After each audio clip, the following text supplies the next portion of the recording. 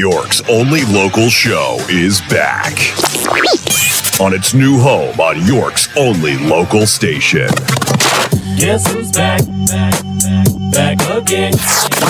This is the Gary Sutton Show on WOYK. I'm back.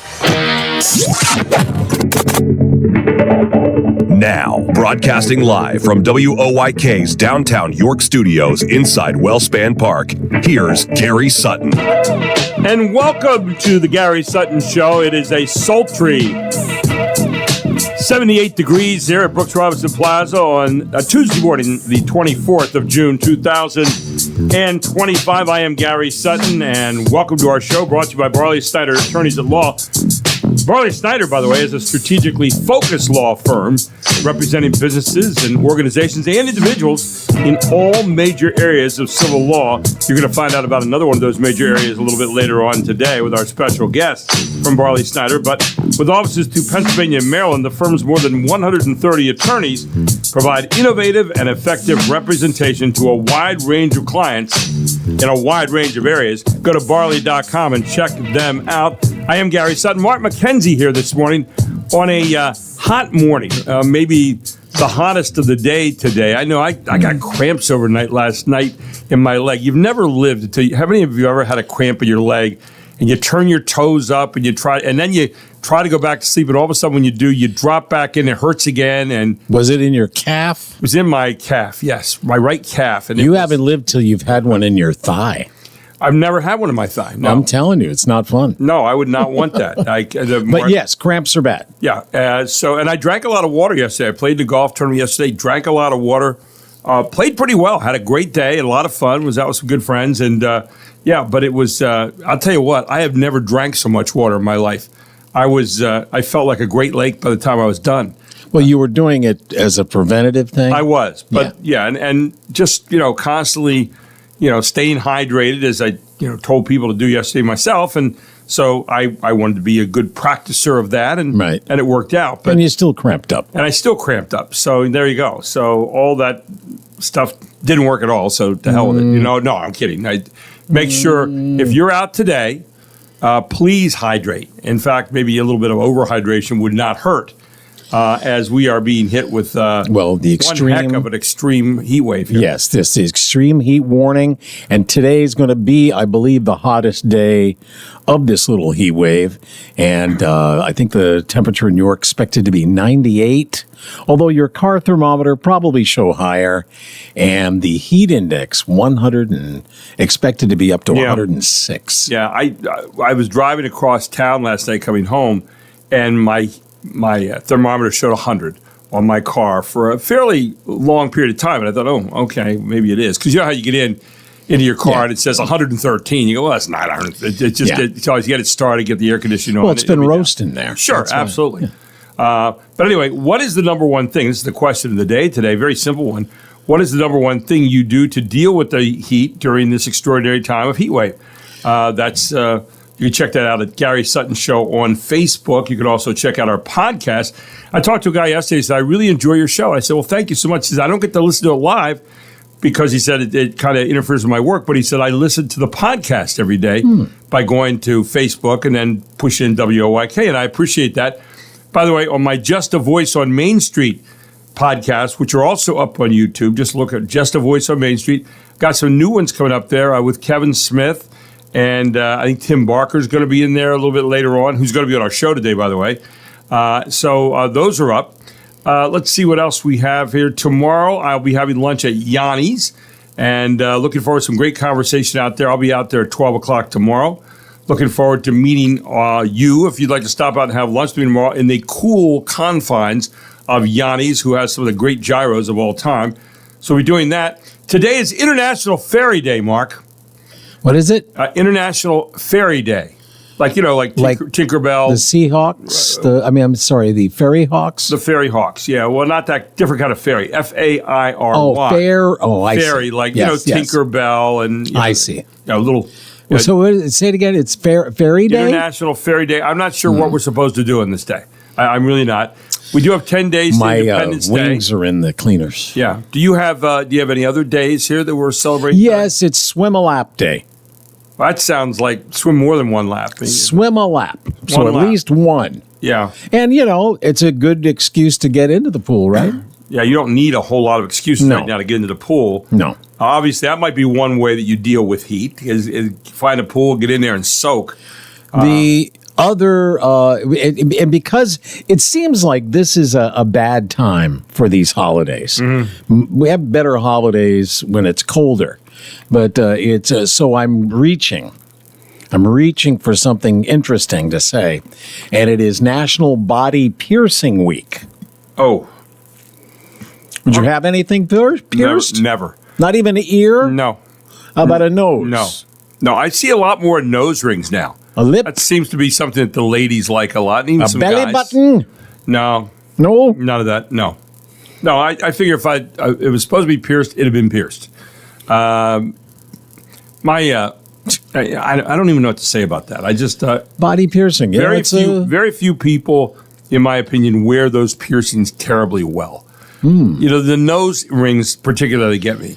Well, I don't think they. Well, I'm going to guess that it's only partially about the way it looks. I think it's an expression of look at the pain I can endure. I don't know. I have no idea. I mean, I don't know. I mean, I'm not shooting anybody down over this. I'm just saying Yes.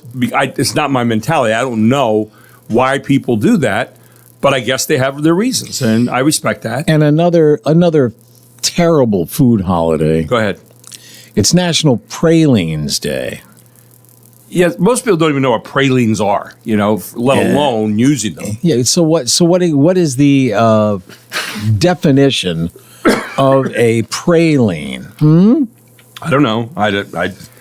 Is it like is it a fruit of a kind? I don't know. It is a nut confection. A nut confection. There you go. Yes, there are two main Someone ought to types. get something and cure it up. If it's a confection, you have to get something to cure it. No, a different thing. Oh, infection. French pralines. Come from France.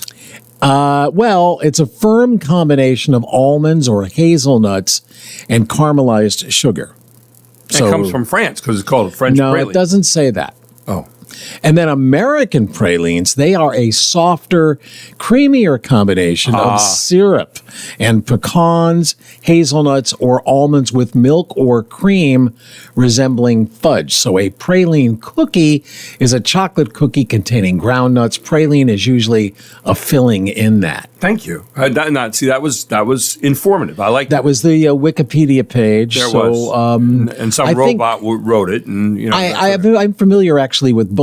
Yeah, you usually are. We count on you for those kind of things. Yes, So, the yeah. French one is a simpler thing.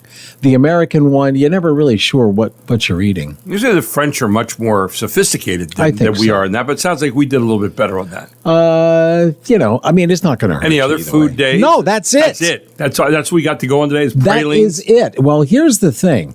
I was looking at now sometimes they have like food of the month. Right. Right. We usually just talk about the Day. the day, right? So I looked at the month. Now June is look at all the things that are the month in June. Adopt a cat month. Adopt a shelter cat month. It's Alzheimer's and Brain Awareness Month. It's Cancer from the Sun Month. Blah blah blah. But then I'm looking for food. Right. Corn Month. But we call it maize. Cucumber Yes. Month. Oh. Dairy Month. Cucumbers, by the way. I mean, what is, outside of making them into pickles, what is their use? They have no taste. I mean, They do have a taste, and I don't like it. I don't like their taste, whatever neither. it is. The fact that they don't Yes. really seem to me to have a taste, but whenever they put those in a salad, you know why I think they put those in salads to take fill up it up? space. Yeah. They take up space. Absolutely. And you can cheap out on putting the rest of the salad in there. I don't need them. I agree. No, thank you. I agree. Had to get that off my chest. And after all some these years. people they use in sushi. They use it, I think, in California roll, but sometimes they use it in like they have a spicy tuna roll, and they'll put a little bit of shards, vegetable kind of. in there. Yes. Yeah. And it ruins it for me. I always look for the avocado. Right.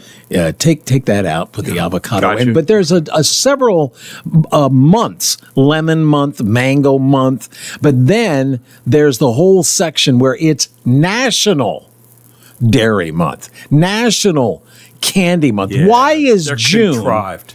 Why is June National Candy Month? He's lathered up, ladies and gentlemen. It's Let him go. ridiculous. Iced tea month. Okay, Yeah. I get that. Yeah.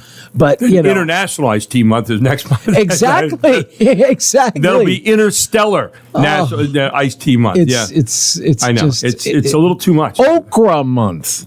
Oh, National Turkey Lovers Month. Why would June? why now? Would You could why? get Why? You get November for that, but not now. Ridiculous. Oh, I couldn't agree more. Absolutely. There you go. You feeling better? No, I'm still high. I can see that. I can see that. And we don't need that right now. No. Let's see. What do we have going this morning? I'll kind of bail you out here a little bit. Thanks. James Sanders with a great article this morning on why great leaders refuse to say we backed by science. Sometimes I is the right approach, especially when you need to take responsibility. He's going to talk about that this morning. Trish Hauser will be checking in on State Farm insurance questions on motorcycle maintenance spring checklist, which I think is going to be kind of neat for you motorcycle drivers out there. By the way, I was behind a motorcycle this morning, and he stopped at a stoplight. He had the most obnoxious stoplight on his motorcycle I've ever seen. What was it? The thing was like going off and on, and it had little lights on the side going off and on. It looked like a extraterrestrial, I'm going to tell you, if you rode motorcycles regularly, you want to be seen. Totally understand. Yes. Totally understood why it was there. Especially when they're weaving in between the cars. Right, but yeah, exactly. Being real jerks, but but most motorcyclists are pretty safe, and yes. This was just this. I understood precisely what was there, and it did exactly what I was supposed to do. It got my attention. I stayed back, but you know what? It didn't make it any less obnoxious with this on and off and flashing your eyes. So I ran into something this morning too, and it was actually on the Route 30 bridge, so in between York and Lancaster. So I'm approaching, the bridge from the Lancaster side, and I can see in the distance this odd, like you're talking about the flashing lights. Right, I'm like, right. What is that? Is that on the side of the road? What is that? And it was very unusual. I've been driving it in the middle of the night for many years, and I don't ever remember seeing anything like that. So as I'm getting closer and closer, I have this apprehension that it could be a car, like somebody parking and then jumping off the bridge, because I've covered that story more than once. But I'm like, wait a second, why would you put your flashers on? Right. And that's not a car, and it's not a car flasher. It's something else. And looks like maybe it's a tractor trailer. I mean, it's big. Right. Whatever, closer I got, it was big. And how many times have you been on a regular road, Lancaster and York counties, and you come around a corner and then the traffic is really backing up because a tractor is going down the road, but they only go so fast, and the farmer's going maybe from one field to another, and he's got to use the road. So, and everybody's backing up, and then, and he knows everybody's going to hate him for the next 10 minutes. Pretty much. So what I liked about this was it was a tractor, and I mean a big one. And he had these flashing lights, and I thought, this guy is considerate. Yes. He's moving it in the middle of the night. So, by tomorrow, he'll be ready to roll. Yes, right. I mean, he wasn't backing up traffic. Nope. And he himself was, I think, probably a little safer too, because just less traffic. Right. So there you go. By the way, we also have, who else today? We have Trish Hauser. We mentioned Tim Barker, District Attorney of York County, on some DUI stuff, which is kind of appropriate this time of year. Asaf Romarovsky, a Middle East scholar and historian, will talk a little bit about what the truce that supposedly was decided on yesterday, and today it's already broken. This whole idea of a ceasefire between Iran and Israel, and it's already been broken with missiles being fired into Israel. So, which means what? Well, Israel will attack back. I think Israel wasn't accepting it either. Netanyahu was making all kinds of noises at. They had some sort of a council meeting. The prime minister had a council meeting. So President Trump announced it, but I didn't hear anybody else saying it was being accepted, especially Netanyahu. So we'll get into some of those stories this morning. Alex Snyder will be on from Barley Snyder's. We meet another lawyer. He's known for his work in trusts and estates, and we'll get with him this morning also. And then, and that's an area that a lot of people need a lot of help in, right, when that time comes. And then Eugene Pasquale will comment on what's going on, the latest on Iran and Israel and all the other things related to that, all here on the Gary Sutton Show on a Tuesday morning where it is 6:20.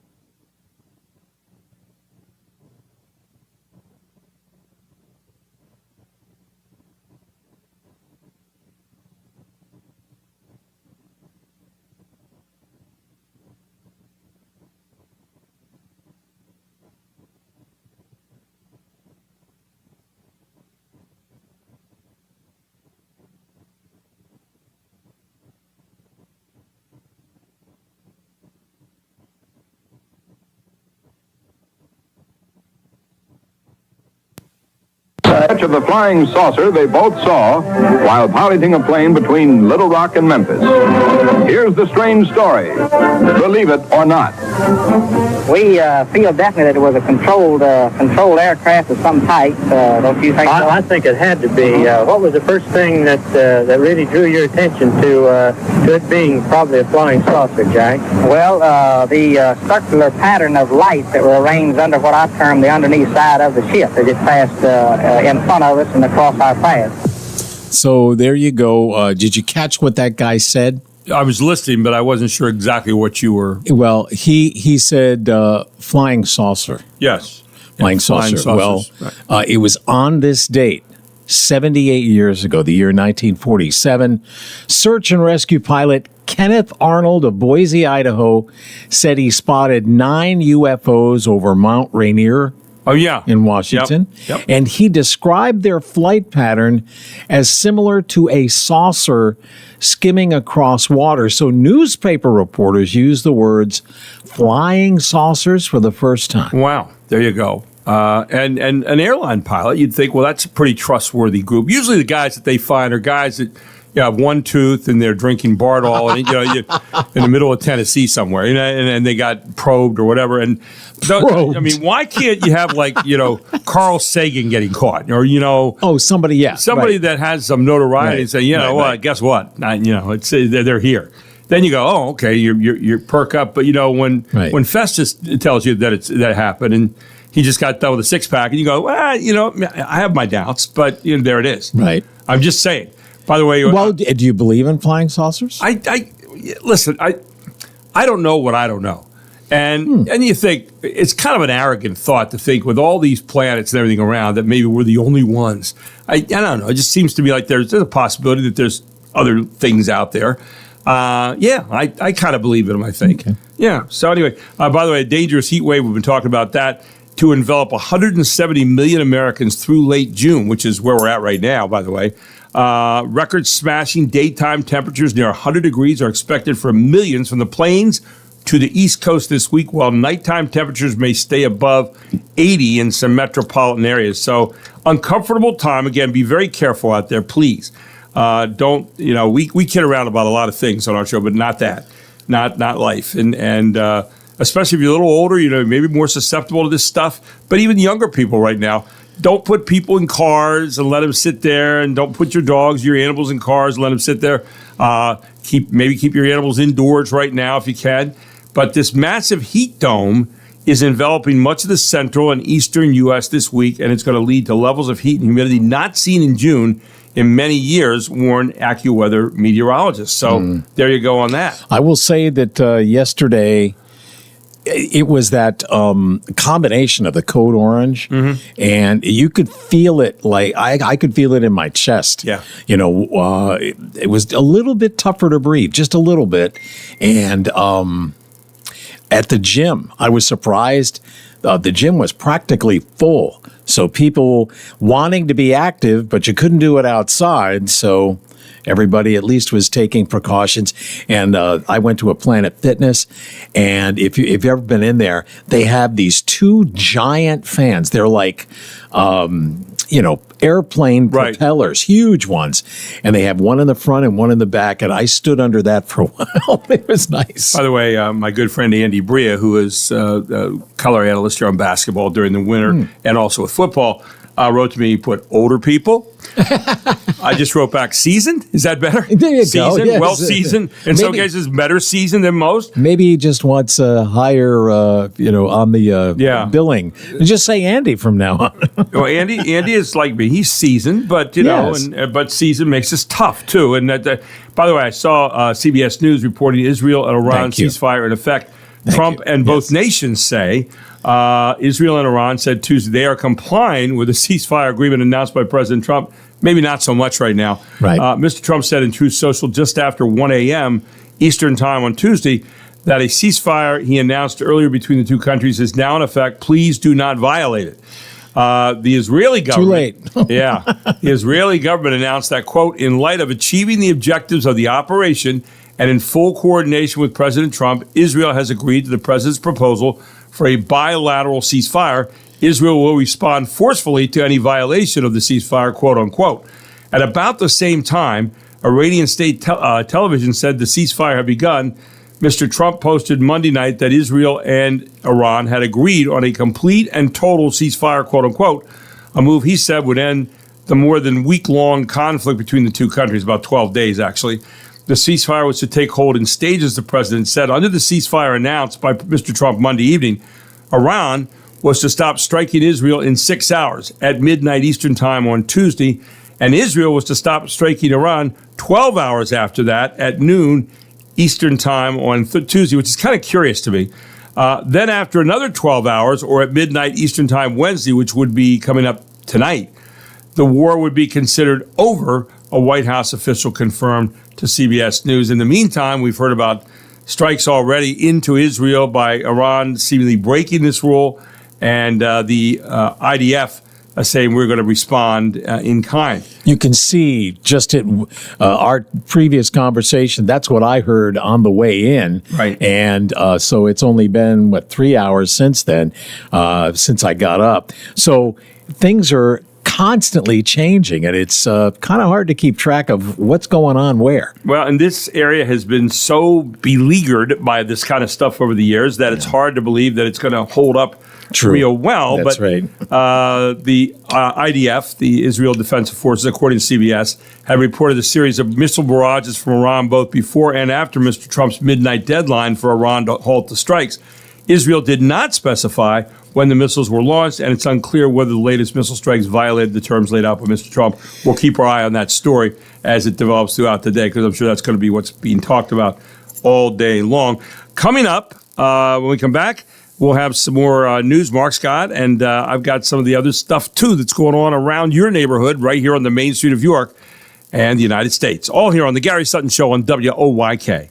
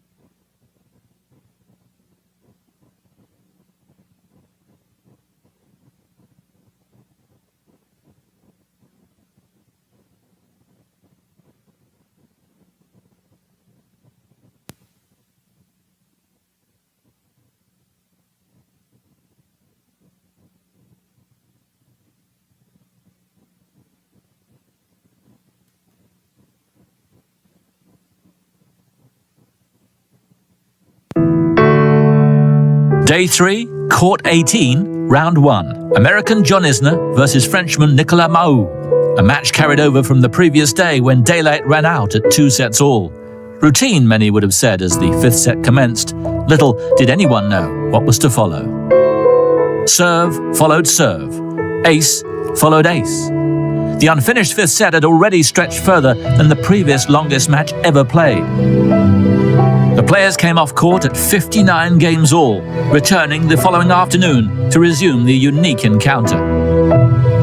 Thursday started like Wednesday ended. Something had to give.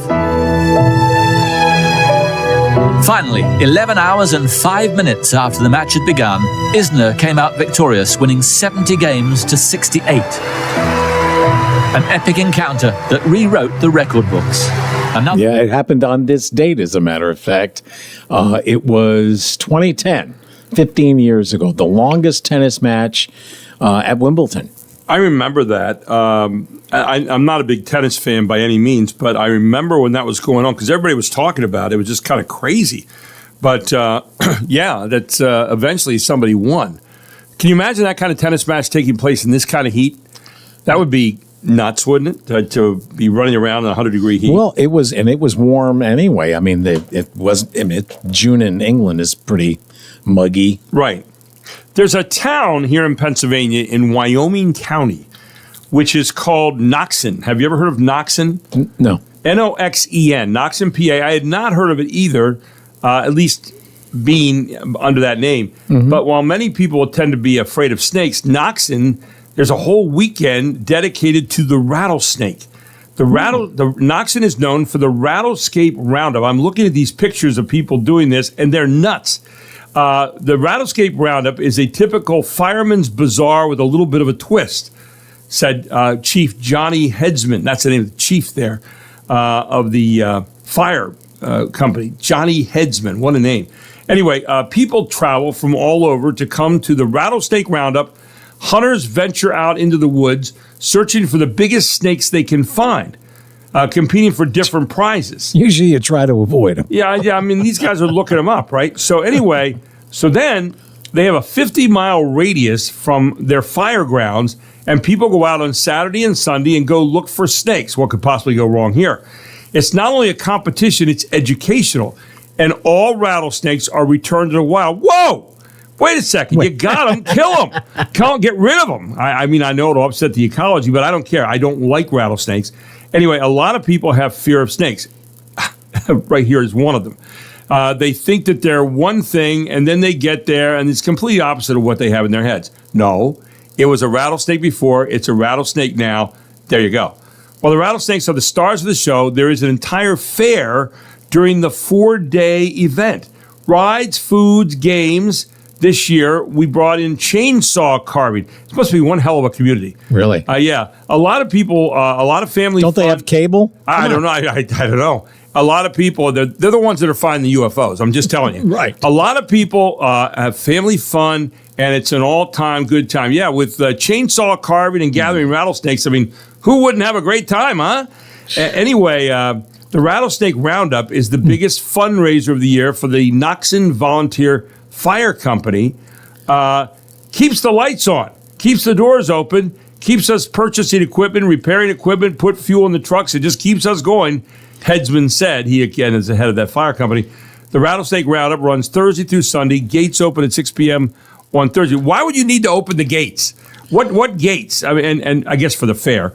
And Friday at 1 p.m. over the weekend. But you know, I'm looking at these rattlesnakes. They get them, and then they put, like, you know, the cones you put on your dog after they've been to the vet? Oh, yeah. Mm-hmm. They put the cones of shame on the head of the rattlesnake.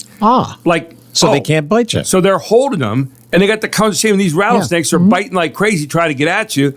I don't know. I don't even like to eat rattlesnakes. No, I ate a bite of one time, you know, and of course, you know what went with it. It tastes like chicken. Yeah. No, it tasted like rattlesnake to me. It tasted like alligator, actually. Yeah, it was bad. I've eaten alligator too, and again, did not taste like chicken. It would not.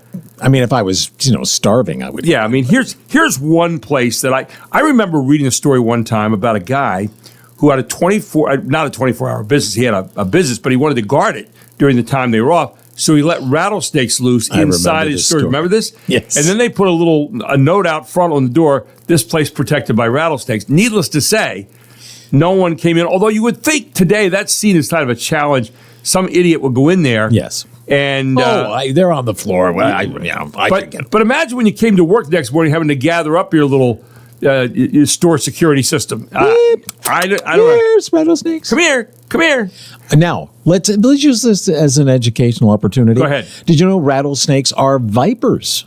I did know that, yes. They are vipers. I don't know what the difference is, but there are... It means they shoot a lot of poison into you when they bite you. 30... Well, it says that although, on one hand, rattlesnakes are the leading contributor to snake bite injuries in North America, but rarely bite unless they're provoked or threatened, and if treated promptly, the bites are seldom fatal. Right. And there are 36 known species of rattlesnakes. See a little bit more detailed on if they're threatened. I'd like to know what a little bit more info right there on what they see as threatening, because I'll stay within their boundaries and stay away from them. Yeah, there are places that I do not go. I was playing golf years ago in Arizona, and I was playing at the TPC, in fact, where they play the Waste Management Open every year. Oh, yeah. When you're playing there, what they don't show you is the little signs on the edge where it goes off golf course in the desert. And what does it say? Protected rattlesnake area. Protected rattlesnake. Yeah. So I'm figuring, okay, if I step into that area, I'm on the visiting team. Here we go again. It's like the Sharks. And listen, I'm an abider by that. I abide by that stuff. I take that at their word that there's rattlesnakes in there. Hopefully they have on the other side, golf course area, please do not enter. I'm sure the rattlesnakes read that and the word gets back. But, I do not go near snakes for any reason, ever, period. Enough said on that. All right. I'm done. Yeah, I don't like it either. No. I remember the one time where we got went into the garage for something, and there was a black snake. Yeah, oh yeah. Yeah, and I don't know really one snake from another. I'm like, there is a black snake in the garage. And we did all we could to get him out of the garage. Oh, yeah. And it went slithering off. And then somebody, I think a neighbor later told me, black snakes are pretty common and they're, not dangerous. But of course, if you don't expect to see a snake, in your house. Well, remember the time we saw one in the station in Newark? Yeah, yeah. And I was it poison? Was it one like I don't think so. I think it was kind of small. We had it within 2 weeks. We had 2 snakes in there. Yes. And yeah. But here's the point. You gather them up and then you let them loose the wild. Hang on. Why can't we make like a big, snake plantation where they just live by themselves and stay away from us? I mean, you gather them up, you've done a service. Let's not put them back out there again. I'm just saying. By the way, I think you're overthinking. I probably am, but they want to avoid us probably as much as we want to avoid them. I know. That's what they always say. And then somebody comes in and says, "Hey, there's anyway, one in your car." The Supreme Court is allowing President Trump to swiftly deport certain immigrants to third countries. This came out of the Supreme Court yesterday. The Trump administration sought to overturn a judge's ruling that imposed a legal process for deporting convicted criminals to places other than the countries of their origin. And the Supreme Court made it easier on Monday for the Trump administration to deport convicted criminals to these third countries to which they have no previous connection. In a brief, unsigned order that did not explain its reasoning, the court put on hold a federal judge's ruling that said those affected nationwide should have a, quote, meaningful opportunity, unquote, to bring claims that they would be at risk of torture, persecution, or death if they were sent to countries the administration has made deals with to receive deported immigrants. As a result, the administration will be able to try to quickly remove immigrants to such third countries, including South Sudan. Affected immigrants can still attempt to bring individual claims. The ramifications of the Supreme Court's order will be horrifying. It says it strips away critical due process protections that have been protecting our class members from torture and death, unquote, said Trina Realmuto, who's the executive director of the National Immigration Litigation Alliance, one of the groups that brought the legal challenge. I saw that, and I was looking for, an explanation. What was the court's thinking? Right. But the majority didn't issue an opinion. No. Now, Justice Sonia Sotomayor, who was one of the dissenters, did. In a dissenting opinion, said the court has stepped in to, quote, grant the government emergency relief from an order it has repeatedly defied, unquote. She said the court was rewarding lawlessness by allowing the Trump administration to violate immigrants' due process rights, and the fact that thousands will suffer violence in far-flung locales is less important to the conservative majority than the remote possibility that the judge had exceeded his authority, Sotomayor said. So we'll see what comes out of this particular ruling. But, yeah, that's what it was. What else do we have this morning, Mark? Well, let's talk about, when the heat is this hot, you're looking for a place to Cool off. Yeah. Yeah. All right. Now, where would be some places in your home that you would search to cool off? The bathroom going up against the No. sink. I would say the basement if you have a basement. You have a basement? Yeah. No, I don't. All right. Well, if you have a basement, or as Granny would call it on Beverly Hillbillies, a root cellar. Yeah. Next, probably the bathroom. You're right. Some other room. Remember, I think you were talking about making it dark so that So these are some of the things that you would do to try to cool off. All right. The one thing you wouldn't try to do is to go down the chimney. Police were called Sunday morning to a municipal parks building in Bristol, Connecticut on a burglary complaint. They found a 35-year-old man stuck in the building's chimney. Firefighters were called. They had to remove parts of the chimney and the building to get him out. He told police he was trying to retrieve his dog, which was still in the building, when he somehow got locked out at 10 o'clock the night before. Both the man and the dog are okay, but he's been arrested and charged with burglary and trespassing. And he might get a bill for as much as $10,000 for the repairs that will be needed to the chimney. Jack Callahan, Fox News. Yeah, he left that one little part out. Yeah, I was going out to get my dog. Oh, I was going to burgle the place too. But, little things you leave out of a conversation. Little things. Get you in trouble, yeah. Now, you know what happened a while back when, about a month ago, we started following the Diddy trial initially. Yes. And then it got kind of nasty. Tawdry? Yes, without a doubt. But I thought, right before the break, we could get an update because it looks like prosecution will be resting shortly. The defense will continue with the final witness for the prosecution, a federal investigator who's been going over and verifying evidence in this trial. After that, federal lawyers are expected to rest their case. Key witnesses over 33 days of testimony came early, with Combs' ex-girlfriend Cassie Ventura and rapper Kid Cudi taking the stand, along with questions answered about drug use, freak-off sex parties, and the viral hotel hallway video of Combs attacking Ventura. There is the chance closing arguments could begin before the end of this week. In New York City, Gernal Scott, Fox News. Maybe if the defense had paused a little bit, they wouldn't have had the problems they have right now, right? I mean, it seems like there are ongoing parties and stuff all the time. Yeah, there's a lot of alleged evidence. Remember when Diddy was kind of like the poster child for a lot of the commercials? They had him on. Yeah, well, he was very successful billionaire. He was. I mean, he was very successful and kind of accepted. He was kind of a big part of society, and then now here he is. He's like the villain of the year.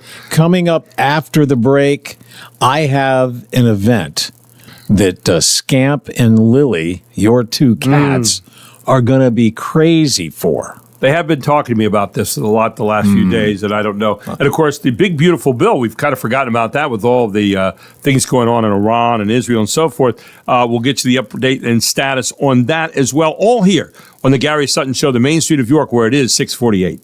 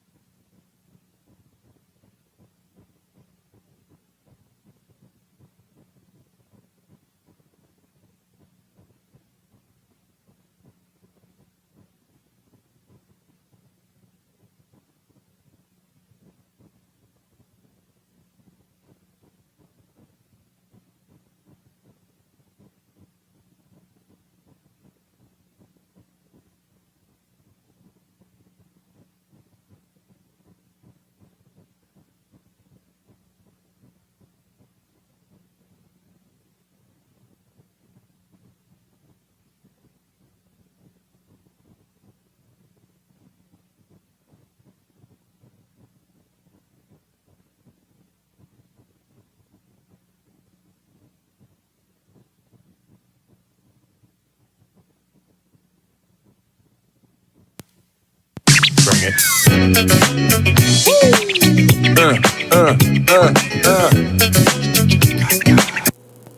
Oh, goodness. And then a commercial cuts me off. Yeah. Isn't that fun? Was that Will Smith? It is. It is.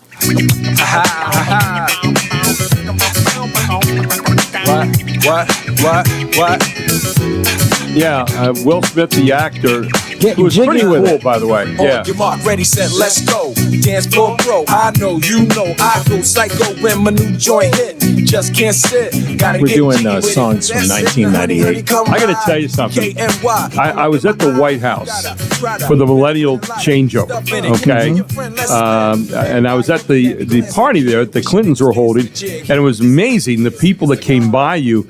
I was my first time ever being with the whole White House core, and I'll tell you what's interesting, never leave the group. I started to walk around the front of the White House to the other side. We're supposed to go over to this other side. And I started to walk around, and all of a sudden, some guy jumped down in front of me. I'm pretty sure he was carrying some fairly decent weaponry underneath his coat. And in a very nice but firm way said, the group's going over this way. Okay, I will go with them. I did. Yeah, don't stray. No. So I had on a tux. And it's like at 4:45 in the afternoon. I've got to stay there over, midnight, Yes. Mm-hmm. and there's like 3 or 4 million people in town. And so I go back with the group and the herd, and I go back over through the White House, and we go to this other side where people are going to be coming in that night. So I thought, where am I going to get the best look and the best chance to maybe get some interviews with people?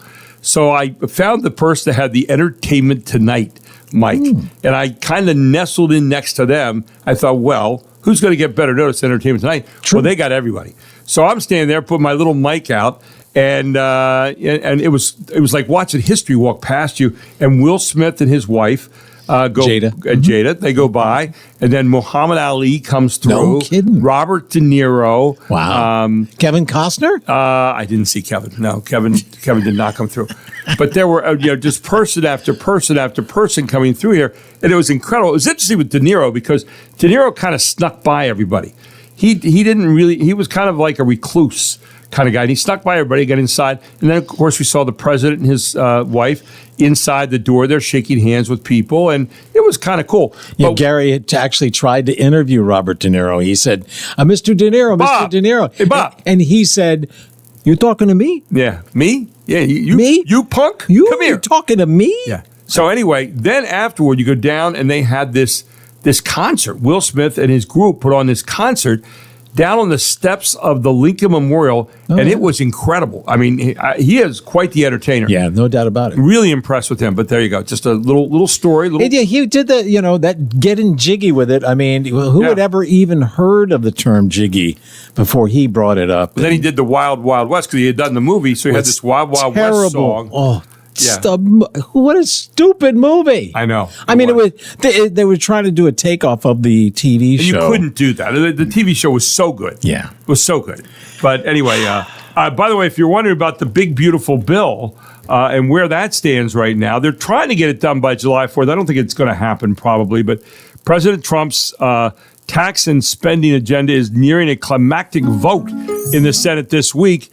In the wake, as we hear harps in the background, in the wake of airstrikes on Iran, which risk embroiling the United States in a prolonged Middle East conflict. That's from MSN News. You can see they kind of have a little bit of a opinion on that. But his $4.2 trillion tax cut package, partially offset by social safety net reductions, does not yet have the support it needs to pass the Senate. Fiscal hawks seeking to lower the bill's total price tag are at odds with Republicans worried about cuts to Medicaid health coverage for their constituents and phase outs to green energy incentives that support jobs in their states. So they're trying to, kind of let people know, well, this is okay to go this way. Finessing a deal to line up the votes will require focus and a bit of arm twisting from President Trump, who is jiggling both a pivotal week for his domestic agenda alongside what's going on right now in Iran and Israel.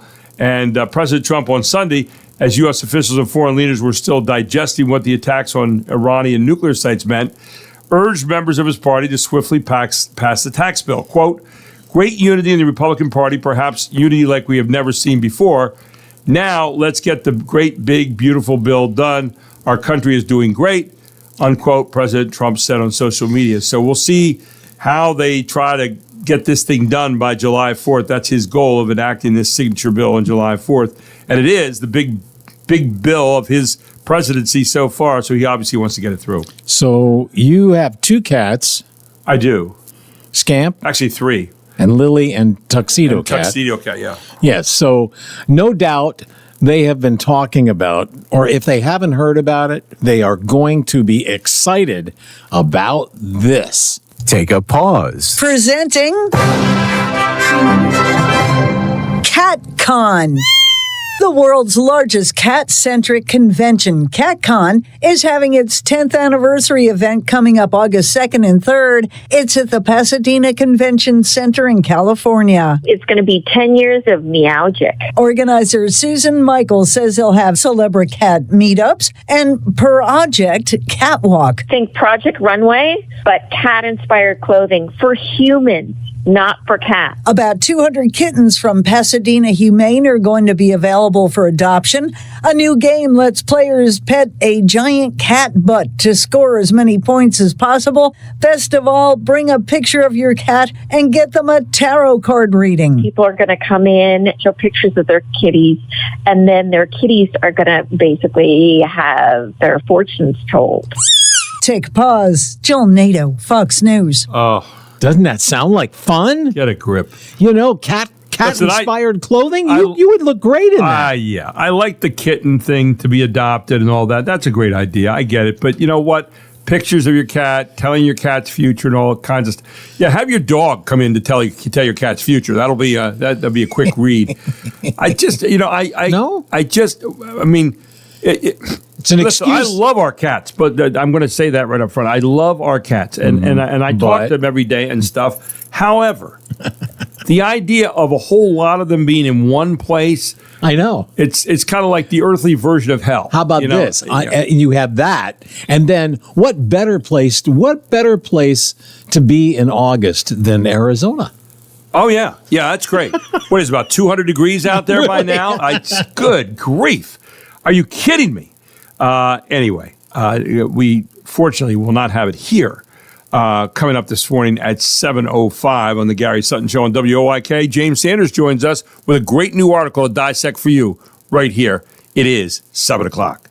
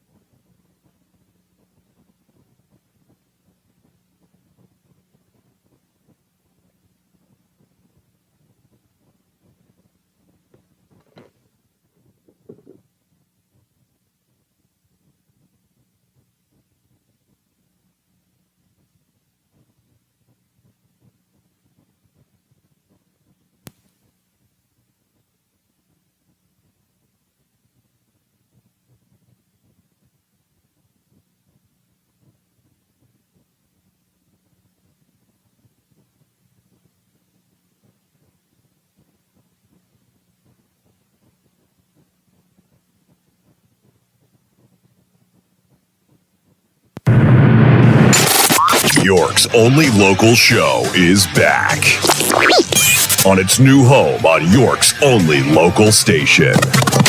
Guess who's back again. This is the Gary Sutton Show on WOYK. I'm back. Now, broadcasting live from WOYK's downtown York studios inside Wellspan Park, here's Gary Sutton.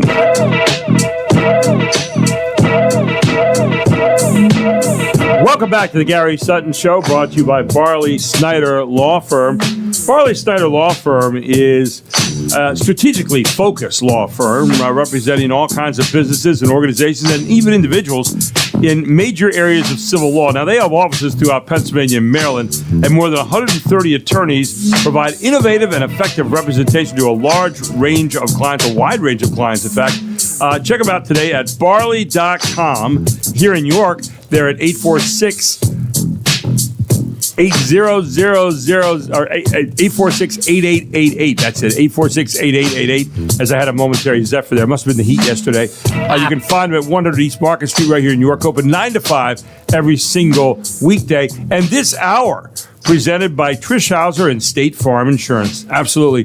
They're out at 1865 North Susquehanna Trail right here in York, and they are ready to help you right now with coverage for homes, cars, life insurance, as well as renters policies, and they are ready to help you today. Give them a call at 717-848-4336. They're open Monday through Friday, 9 a.m. to 5 p.m., but are available for appointments if you give Trish a call, and she can give you a hand with that. Again, 717-848-4336. State Farm Insurance agent Trish Hauser, and she'll be with us talking a little bit more about motorcycles later on in this hour. But right now, we want to go to James Sanders, who is our business blogger here each and every week. And James always gets into an interesting article. And this week is, they always say I before we and something like that. Well, maybe it's true. Maybe it's true. And James is with us this morning to talk a little bit about why great leaders refuse to say we, backed by science. Good morning, James. How are you? I'm good, Gary. Gary, thanks for having me on again. Well, it's great to have you on, James. Sometimes I is the right approach, it says at the top of this article, especially when you need to take responsibility, right? Oh, there's no question. I as I'm going through my weekly feeds, this one caught my eye because we're taught to be inclusive. We're taught to, incorporate everybody. We're a team, and we're working together. We're pushing forward. But this article caught my attention because it emphasizes the importance of differentiating between when a leader takes responsibility and puts it on their shoulders versus when they open their arms and say, "We did the whole thing." And the big differentiator to me in this article is the fact that leaders that start to use the I language, it typically falls on their shoulders when, something goes wrong or something goes sideways within an organization, and they're the ones that are bearing the brunt of the responsibility because they're in charge at that point in time. But when the we happens, when there's great things that happen because of the team effort, and I know there's a fine line there, but great leaders know when to cross over on both sides of the line. That's a great point. The article kind of starts out, it's really interesting. It says, somewhere along the line, we were all taught to say we.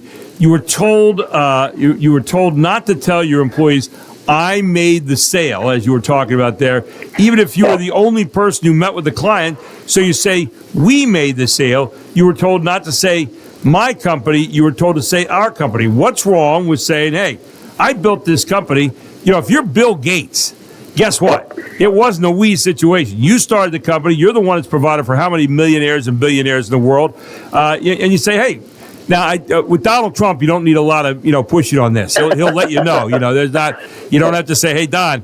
And Don is not a we guy. He's more of an I guy. So if you wanted to go the other end of the pole, you'd have Donald Trump. But here you have these people saying. And I always watch these people on TV and say, hey, you know why we won tonight? We all made a difference. Well, it's the nice way to go. But sometimes if you're Michael Jordan, you say, hey, I put 60 up on the board tonight. You know why we won tonight? You're looking at him. right here. Now, that's the part that we don't really like because it kind of goes over the edge in terms of modesty, but there you go. So where's the happy medium in between there, do you think?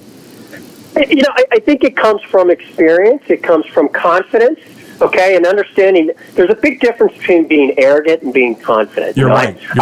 I've sat on a number of boards over my career, and I will tell you the boards that I have sat on where we've had an executive or a president that has taken responsibility for actions and doesn't hide behind the will of the board are some of the best boards and most effective organizations I've ever been a part of. They work with the board and they take directive from the board. Companies are the same way. Companies that have leaders that make decisions, whether they're right or wrong, they make decisions. The leaders are out there taking the responsibility and bringing everybody on board. Those are the companies, in my mind, that have a higher degree of success. And I think that's what people that join an organization are looking for. They're craving that leadership. If they wanted to be the leader, they would either make their way up the chain of command or they'd go start their own thing. But if those that don't, they're looking for somebody to make that decision. The worst feeling in the world is when you're sitting there and you're indecisive, and people can see it. Right. And when you hide behind others and you hide behind a board or you hide behind, you pass the buck and pass the blame, that's kind of your smell test. Right? That's when you know that, I'm not being an effective leader. And when you make a right decision, grab it and take hold of it and say that I made that decision. When you made a wrong decision, grab it, take hold of it, and move forward. People will respect that. I live in the world of coaching over the years, and one of the things, I had a rule that if we won, it was the kid's fault, and if we lost, it was my fault. And I always really believed that there was something I had not done as a coach, and you had to take responsibility for it and say, okay. The same thing in this article. They're talking about the idea of when you fail. They say pronouns signal collective belonging. They can also signal individual accountability. So if you made a bad decision, we didn't make the decision. I made the decision. We didn't expand too quickly. I did. Our pitch didn't fall flat.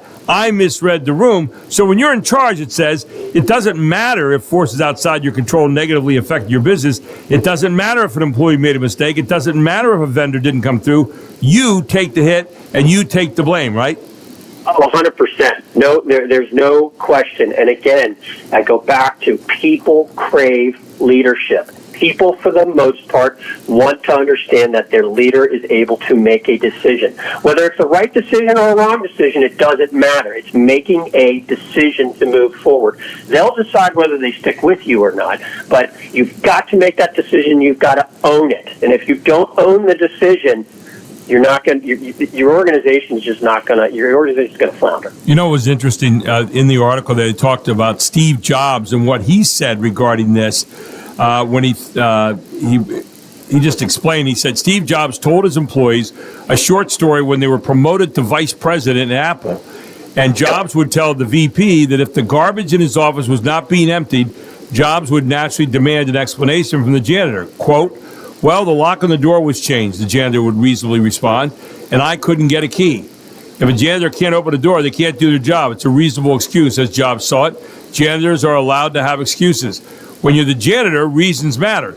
Somewhere between the janitor and the CEO, reasons stop mattering, said Jobs. In other words, when the employee becomes a vice president, he or she must vacate all excuses for failure. A vice president is responsible for any mistakes that happen, and it doesn't matter what you say.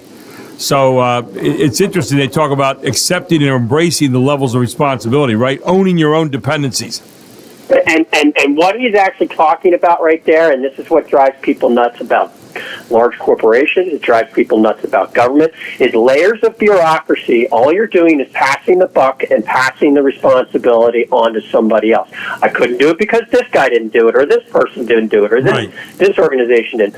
You've got to own it. And those that take the risk and own the responsibility are those that typically end up leading some type of organization. And again, it goes back to ownership and then holding those underneath you accountable for what they own. And if you can't do that, then, again, the organization begins to crumble and fall apart, or people lose faith in it. It sounds pretty hard, but it's very realistic. And, you just mentioned that's what great leaders do. They take responsibility for errors. They take full responsibility for decisions. We don't announce layoffs. I announce layoffs, right? And that's what you need to do. We didn't decide to let an underperforming employee go. I decided to let them go. So the science of I is what they talk about a little bit further on down in this article. And talk a little bit about that. There was a book written by Navy SEAL Dave Cooper called The Culture Code, The Secrets of Highly Successful Groups. And the most important words a leader can say are, I screwed that up, right? There's no question, because here is what happens. You take ownership of it. The people that are following you understand that, they accept it, and you start moving forward with the solution on what is needed to get the organization going the right way.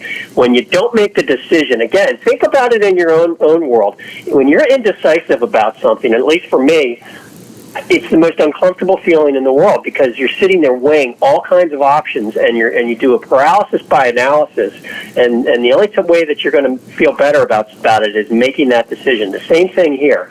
I am going to make this decision. I'm going to move forward. So you're taking that stress off the people underneath you, and you're able to move forward. Whether they follow you or not, that's up to them. But the leader is making the decision, and they're moving forward. But I think they'll tend to follow you more. And coming back to Steve Jobs again, he would say, when you're in charge, quote, reasons stop mattering. You're responsible, you're accountable, and that's the way it is. He said, when things go well, even if you did all the work, stick to we and our. He said, when things go wrong, use I and my, because when you're in charge, it really is up to you. And so what you're doing, it seems to me, in the positive sense, you're enlisting people to have ownership of your dream, by also being willing to say, hey, when the dream gets screwed up a little bit, I'm the one responsible. I'm the one that's going to get it fixed, and you're going to be on board with me in the long run. I think people tend to go on board more with that kind of leader. Final thoughts? Yeah, there's no question, 100%. Good leaders, again, I go back to, they're confident in their decisions, they take responsibility, and they inspire people to follow them. Poor leaders are indecisive, they pass the buck, and they never take responsibility. When you're moving forward and you're leading an organization, you take responsibility, you use I in the appropriate situations, and we on the other side when you truly need to give credit to those that got you there. James, great article this morning. Really love it, and a nice balance there, I and we, and somewhere in between there you might fall. But always good talking to you, my friend. We'll look forward to next Tuesday with you, and in the meantime, stay cool, okay? All right, you too, Gary. Have a good week. Thanks, buddy. Take care. James Sanders here on the Gary Sutton Show on WOYK. When we come back, we'll meet Trish Hauser, who is a State Farm insurance agency. And Trish is taking a look today at motorcycles and how we make sure we have kind of a little bit of a spring checklist on them. Yeah, it's important. And so for all you motorcycle drivers out there, if you know one, this might be something that they could really benefit by. Trish and I will get together next here on the Gary Sutton Show on WOYK, where it is 7:17.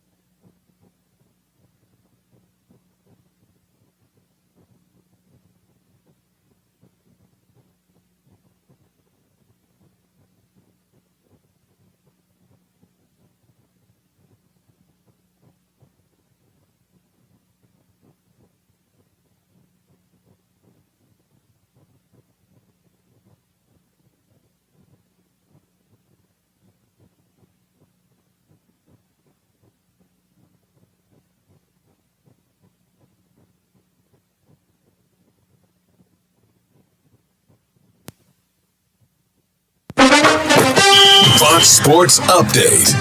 And Taylor hits it on the ground, bounces out to Albies, and the Braves have beaten the Mets 4 in a row as they hang on for a 3-2 win. And they dropped the Mets to their 9th loss in their last 10 games as the Mets start the homestand with a 1-run defeat. On WPIX, the Braves beat the Mets 3-2. Atlanta starting pitcher Spencer Schwellenbach threw 7 innings for the victory. Atlanta has won 5 of 7. The Mets dropped a game and a half behind first-place Philadelphia, which was off Monday. St. Louis Cardinals won for the 6th time in 7 games, beat the NL Central leading Cubs 8-2 to get within 3.5 games of the division leaders. Cal Raleigh hit his major league leading 32nd home run, and the Mariners 11-2 toppling of the Twins. Raleigh leads the majors by 4 home runs over the Yankees' Aaron Judge, who hit his 28th home run Monday, the only run in the Yankees' 6-1 loss to Cincinnati, which got a home run, a triple, and a double from Ellie De La Cruz. The Rangers scored 4 runs in the bottom of the 8th inning, beat the Red Sox 9-5. Orioles starting pitcher Jackson Holliday threw 8 shutout innings, allowed only 3 singles to the Rangers. Baltimore blanked Texas 6-0. The Diamondbacks shut out the White Sox 10-0. Pavin Smith hit a pair of home runs for Arizona, who got 10 strikeouts from starter Eduardo Rodriguez. The Pirates snapped the Brewers' win streak at 4 games. Isaiah Kiner-Falefa tripled in the go-ahead run of the 6th inning of a 5-4 win for Pittsburgh. The Nationals beat the Padres 10-6. NBA trade. ESPN reports the Celtics are dealing Drew Holiday back to the Portland Trailblazers for Anthony Simmons and 2 second-round draft picks. Soccer. Inter Miami, the only team from Major League Soccer to advance to the knockout stage of the Club World Cup. Inter Miami scored a 2-2 draw against Palmeiras last night to set up a round of 16 matchup against European champ Paris Saint-Germain. It's Game On with the Fox Sports app, available wherever you download apps. I'm Jared Max. Get more on the Fox Sports app and foxsports.com. I cannot believe that a guy from ESPN would screw up a pitcher from Fox, rather. Jackson Holliday does not pitch. He plays second base. He had 4 RBIs last night. Trevor Rogers pitched 8 innings for the Orioles of shutout ball and was unbelievable. So it's Trevor Rogers that was pitching last night, not Jackson Holliday. Get it right, guys. Come on. Anyway, with that, we go to someone who gets it right all the time. We're talking about Trish Hauser, who is a State Farm agent right here in York. And I'll tell you what, when it comes to getting it right, she does it a lot. 1865 North Susquehanna Trail right here in York. And she's with us this morning to talk about getting it right when it comes time to get your motorcycle back out. Good morning, Trish. How are you? Hey, good morning. I'm definitely in the cool, so that's good. And I can't say I know anything about the baseball people you just spoke about. So it's okay. But what you do know about is being preventative and proactive on what we're doing. And you have a list this morning, motorcycle maintenance, spring, and I would dare say summer checklist right now as we've gotten into hot weather, right? You talk about doing a pre-ride inspection. What's all involved in that, Trish? Well, that is very, very important, especially when you haven't been on that bike all year normally. The one thing you want to make sure that you do is do a general walk around. Just because your bike has been maybe in a storage unit, motorcycles might be in your garage, or you just put a cover on it outside. And you never know. Sometimes even mice and rodents will get up there and maybe chew wires. So you want to double check that. So you go, you do a walk around, look for leaks, gasoline, any other fluids. You have your moving parts showing wear, tear. You want to turn on, see if the lights, honk the horn, because the horn can be very important when you're driving, that's for sure. And then let's take a look at draining and refilling fluids. That is important because gasoline can evaporate, turn thick, and left to sit idle. You just don't know what it's going to be like when it plugs up the carburetor, that sort of thing. Once again, the oil levels. You might have topped it off, and you really need to change the oil before you get started. Yeah, draining and refilling the fluids, very important. And, of course, what could be more important maybe than once you get this thing started, check it on the brakes, right? If the brakes aren't working, you got some problems.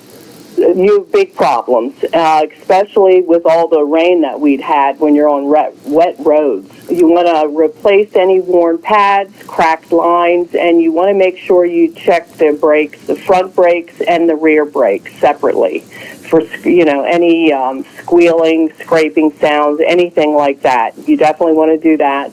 And then, of course, your air filter. Right. Because the airflow to the engine is very important, and a dirty filter can cause the engine to work harder. So if it's clogged, damaged, you want to make sure you do repair it. And then, as you know, whether it's a car or a bike, you want to make sure that your battery is charged. Yep. There's nothing worse than going somewhere and having a dead battery. And another thing to do, too, and we don't think about it enough sometimes in warm weather, is inspecting the tires. Those are really important to do, especially, I would think, on a motorcycle where you're counting on 2 tires as opposed to 4 tires on a car, right? Oh, absolutely. And that is very important, just because of, once again, you look at all the potholes, you look at our road conditions, and you never know what you're going to be running into. So you want to make sure that you have your pressure accurate, and that if you need new tires, you replace those tires. That's not one place to kind of get cheap on. You want to make sure they're in good condition. Trish, checking your cables as well, very important. You mentioned about maybe, animals getting in there and biting stuff up, but they could also get frayed and worn down and damaged over a period of time, right? Absolutely. Just because of being sitting out in the weather, that sort of thing. So you do want to do that. Of course, clean your chain. Many chains are now O-ring chains, and they require less cleaning than the older chains. So you want to make sure you check those. We also talk about just washing your motorcycle because that can help. A general detergent is recommended for those. And a final thing might be brushing up on your riding skills before you decide to get back out on the road, right? Absolutely. You want to make sure that you have everything in good shape and that you're used to being on that bike, because it's definitely different than being in a car. So you want to take a quick inspection of your bike and drive around the neighborhood or a parking lot and make sure that your skills are up to par, for sure. Trish, you've been a State Farm insurance agent for a long time. Your name is synonymous with excellence here in the area. And people can come to see you 9 a.m. to 5 p.m. Monday through Friday. But I know you talk about appointments every now and then. Talk a little bit about your business here and what makes you kind of who you are right now. Because, again, you become a gold standard here in the community when it comes to State Farm insurance. Well, I've been doing this for 31 years, so I definitely feel I know the business.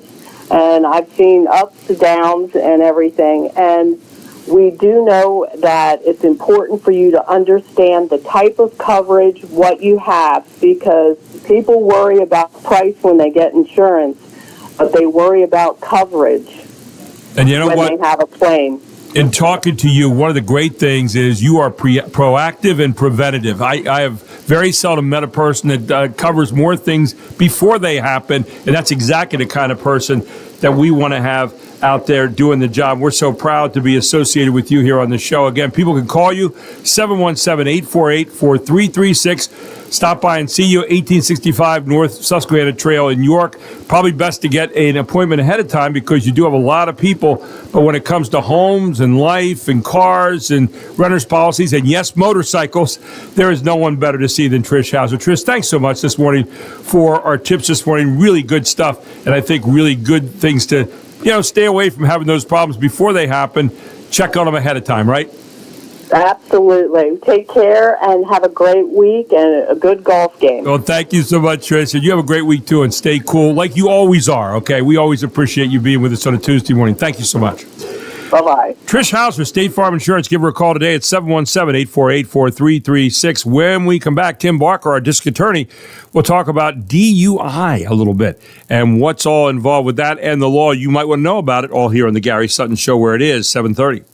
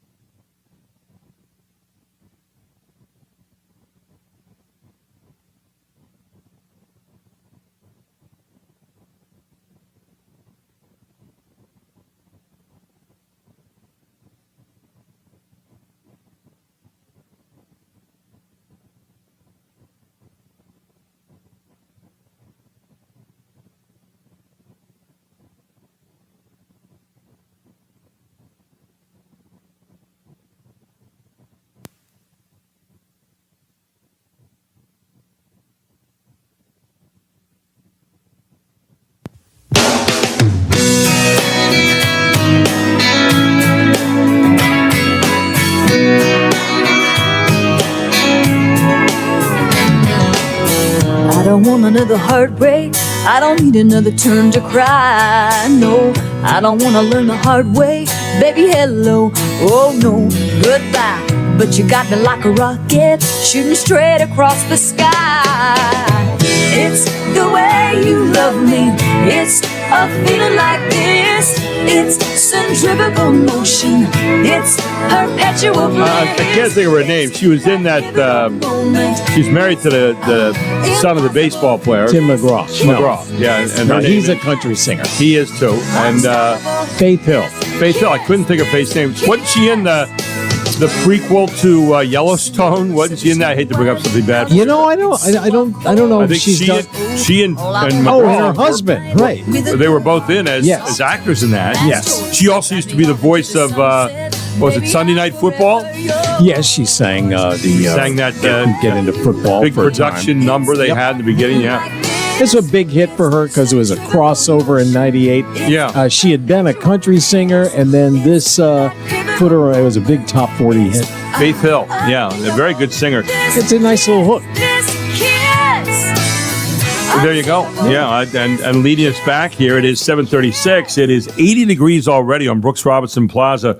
Brooks, I'll tell you how cold it is out there, how warm it is out there. Brooks has his shirt top off. He's just didn't play in a T-shirt today, so yeah, he's got the statue out here. And anyway, by the way, Harvey's Rental. I don't know if they can rent you probably an air conditioner right now. Probably rent you some fans to keep you cool. They've got everything, anything that's worth renting is underneath one roof right there at Harvey's Rental. They've been your full-service rental center here in York for 60 years, and they're also proud to be a full-service steel dealer, STIHL, and have been here for more than 50 years. You can see them for all of your home care and improvement needs, and they're very proud to be a retailer of the steel products line. Their friendly and knowledgeable staff will help to assist you in any way they can, and they have in-store pickup for all of those steel things that you needed. They're a steel master wrench service certified. They're also steel in a professional workshop environment. They have all the steel equipment that you just might need, and all you need to do is stop on down there right now, see Jen Harvey, the good people at Harvey's Rental. They also have just about everything else that's under the sun. Yeah, party supplies. They've got your indoor things to do, things like shampooing your rug, for example, vacuum cleaners, or other things. Maybe you're out doing a little small garden and you want to do something with like a little plow. Yeah, they got all that stuff at Harvey's right now. Harvey's Rental, Inc. is at 1409 South George Street right here in York. York, PA 17403, and you can call them today at 717-845-2789. Now, their store hours, Monday through Friday, 7 a.m. to 5 p.m., so they are open right now if you want to run on down there and say, Gary Sutton sent me, or Saturday, 8 a.m. to 4 p.m. But Jen and all the good people down there have been around York. They are a staple of our community. They are part of the face of our community, and they've been renting products for a long time and keeping people happy for a long time. Why don't you check them out today? For whatever job you need, everything that's available under one roof. Harvey's Rental. Give them a call and tell them Gary Sutton proudly sent you, 717-845-2789 or harveysrental.com. WOYK News Time is 7:18 here on a Tuesday morning, and we welcome in this morning our District Attorney of York County, Tim Barker, to stop by and talk about the alphabet list here of DUI and ARD. Good morning, Tim. How are you? I'm doing all right. How's it going, Gary? Well, just trying to stay cool. You know, that's the big thing. And yeah, if we can do that, I guess we'll be all right. Mark says I'm cool all the time, but not in that way. It's, you know, yeah, you get the idea. But anyway, DUI and ARD, you know, with summer coming and a lot of people out more and a lot more parties and picnics and all kinds of things, you get into some problems sometime. So tell us about the meaning of DUI and ARD from your particular vantage point as DA. Sure. So we had something happen at the very end of May in some case law that came down from our PA Supreme Court that really has kind of caused a huge upheaval in how we approach ARD with regard to DUI cases. And ARD, just so people are aware, it's a long-standing diversion type program, applies extensively with first offender DUI individuals. And what we're really looking at are people that are low risk of reoffending, and low need. They don't need the extensive rehabilitation aspects. And so this is a very non-intrusive type of alternative diversion that we're able to go ahead and offer, where you're able to complete curriculum courses, things like that. And when you're done, you go ahead and have your record expunged. Now, you don't plead guilty into this program, but you have to be submitted by our office after application and being vetted. We submit it to the court, and the court has to approve it into the defendant into ARD. Right. And when you complete it, your record's expunged. So it doesn't count on your prior record, other than in the past it counted as a prior offense if it was within 10 years for purposes of DUI.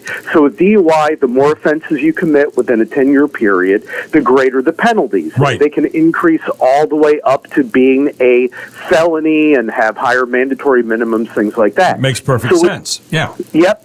So with having that protection, what it allowed DAs to do, and what we did in York County, was we were able to go ahead and say, hey, you know what? We're going to take some chances on this individual that, yep, they're going to be able to successfully complete this program. And so we would allow people onto ARD and allow a broad spectrum of individuals, because we knew if there was a violation or they committed it again, that the penalties increased. And especially important for the increase in penalties, when you get into the higher level of DUI impairment, we have these different tiers, first, a second, a third tier, right, based upon your level of impairment. We would go ahead, and we knew for that tier 3, if you're above a 0.16 BAC, or if it was DUI drug-related impairment, that we had 5 years, not 6 months, to go ahead and work with your treatment, and we have a whole bunch of different stuff. Well, our Supreme Court in Commonwealth versus Shiflett, in a 4-3 decision, and the really important thing about this as well is there was a prior case that the Supreme Court had where they had only 6 justices, and it was a 3-3 split, so it affirmed the statutes the way that they existed with ARD as prior offenses. Now we get a 7th justice, and anybody who ever says judicial elections do not have consequences, well, that 7th justice joined the 4-judge majority and struck down ARD as being the equivalent of a prior conviction for DUI purposes. They struck down that statute, which has been on the books for forever, as unconstitutional on its face. Wow. Now, the really important thing about being unconstitutional on its face is this. You can have 2 types of unconstitutionality. You can have unconstitutional on your face, and you can have unconstitutional as applied. If it was as applied, as the dissenters said, look, we don't find it to be unconstitutional, but if we did, we would find it as applied, allowing the Commonwealth the opportunity to prove that the prior offense occurred for that underlying ARD before a jury or a judge beyond a reasonable doubt. And it would allow us to do that. And we had a whole system in place in our office to secure the acknowledgments that, yes, I committed the offense and things like that to meet that proof. But the majority said, nope, on its face unconstitutional, so it throws the whole provision out. Now, that was such an important part of the whole ARD fabric and of how that whole comprehensive law, many sections of statutes were constructed, that severing that out changed changes the very nature of our whole DUI law. And this Supreme Court majority, they have a strong track record of just severing portions of laws out, finding them unconstitutional. The most famous one was with the Emergency Powers Act, finding one section unconstitutional, which changed the dynamic of the whole law and clearly went and threw out the original intent of what the legislature passed. So, Tim, am I right in looking at this ruling then? This is an adverse ruling to what you were doing before in the sense that you had some leeway to make some decisions based on the evidence you had gathered about the type of person. Would they be a repeat offender? Would they not be a repeat offender? So this kind of takes away some of that. Am I reading that correctly? So yeah, what it basically does is if we put somebody on ARD, since that doesn't count anymore for prior conviction, right, you basically get a first DUI for free, with no consequence if you then commit a second one. So let's say we take the chance, you wind up not following through with being accountable, and you commit a second offense. Now you just got a first one for free in something that, as Judge Jack Kennedy used to say, is the crime that is most likely to go ahead and injure or kill people at random. And so the consequences overall for that means if you commit what would be in the old days, your second offense, now it's treated like a first offense with 6-month maximums. If you have somebody who is a third offender, and this happens, and we have people like this, a third offender who, for their third offense, winds up having a BAC of 0.15, that makes them a Tier 2 offender. That individual goes from somebody that we would have put in DUI court and would have been facing, larger mandatories if they were not in DUI court, getting extensive rehabilitation, to now being deemed a second offense Tier 2, which is a 6-month maximum penalty. And this, that's the maximum we can have you on supervision. You can't complete serious rehabilitative techniques with somebody who is a serious alcohol or drug abuser in 6 months. So that's why I say it changed the whole fabric. So what I had to do, and the way DAs have been reacting around the Commonwealth has had some slight variations. I suspended all DUI applications for right now while we do a deep data dive, because I want to know with specificity, and we're doing a survey of every ARD DUI admission from 2023, 2019, and 2016 to see what were the percentages of individuals who re-offended, who had been on ARD. If it is a high percentage of success rate, I can't go ahead and throw out the baby with the bathwater, and I've got to go ahead and figure out what we do to minimize risk to the public while keeping it. And but Tim, that sounds like a great jump-off point here, and maybe a future thing once you get that evaluation done. I'm going to be anxious to hear what you find out on that, because obviously it's affecting the whole Commonwealth, but we're interested in what's happening here on the streets of York right now, and really appreciate the explanation this morning, because that's something that most of us do not know, but we will follow up in coming weeks on what you find out on that, and thank you so much for the explanation this morning, my friend. Oh, yeah, absolutely. Absolutely, Gary. Tim, have a great rest of the week. Stay calm and stay cool, and we'll look forward to talking to you again next Tuesday morning, okay? Yep, will do. Thank you very much. Thank you very much. Tim Barker, District Attorney of York County, right here on the Gary Sutton Show. I doubt most of us knew about that, but now you do. He's going to be doing a little bit of analysis, and we'll get the results of that when that all comes back right here on the Gary Sutton Show. It's 7:47. Mark McKenzie's got news under the radar next, and I might even have a little bit of news you might not have missed, or you might have missed. I didn't, and we'll have it all for you right here on WOYK.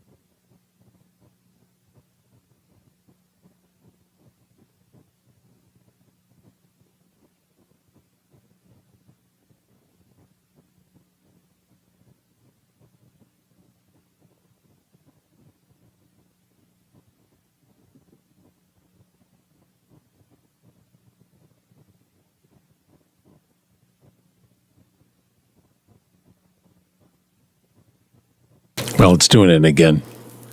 Oh, no. Yeah, I don't know why it's happening. Knocking out the sound there on you, is it? Yeah, for some odd reason. Wow. It's it's playing it. I listened to it earlier.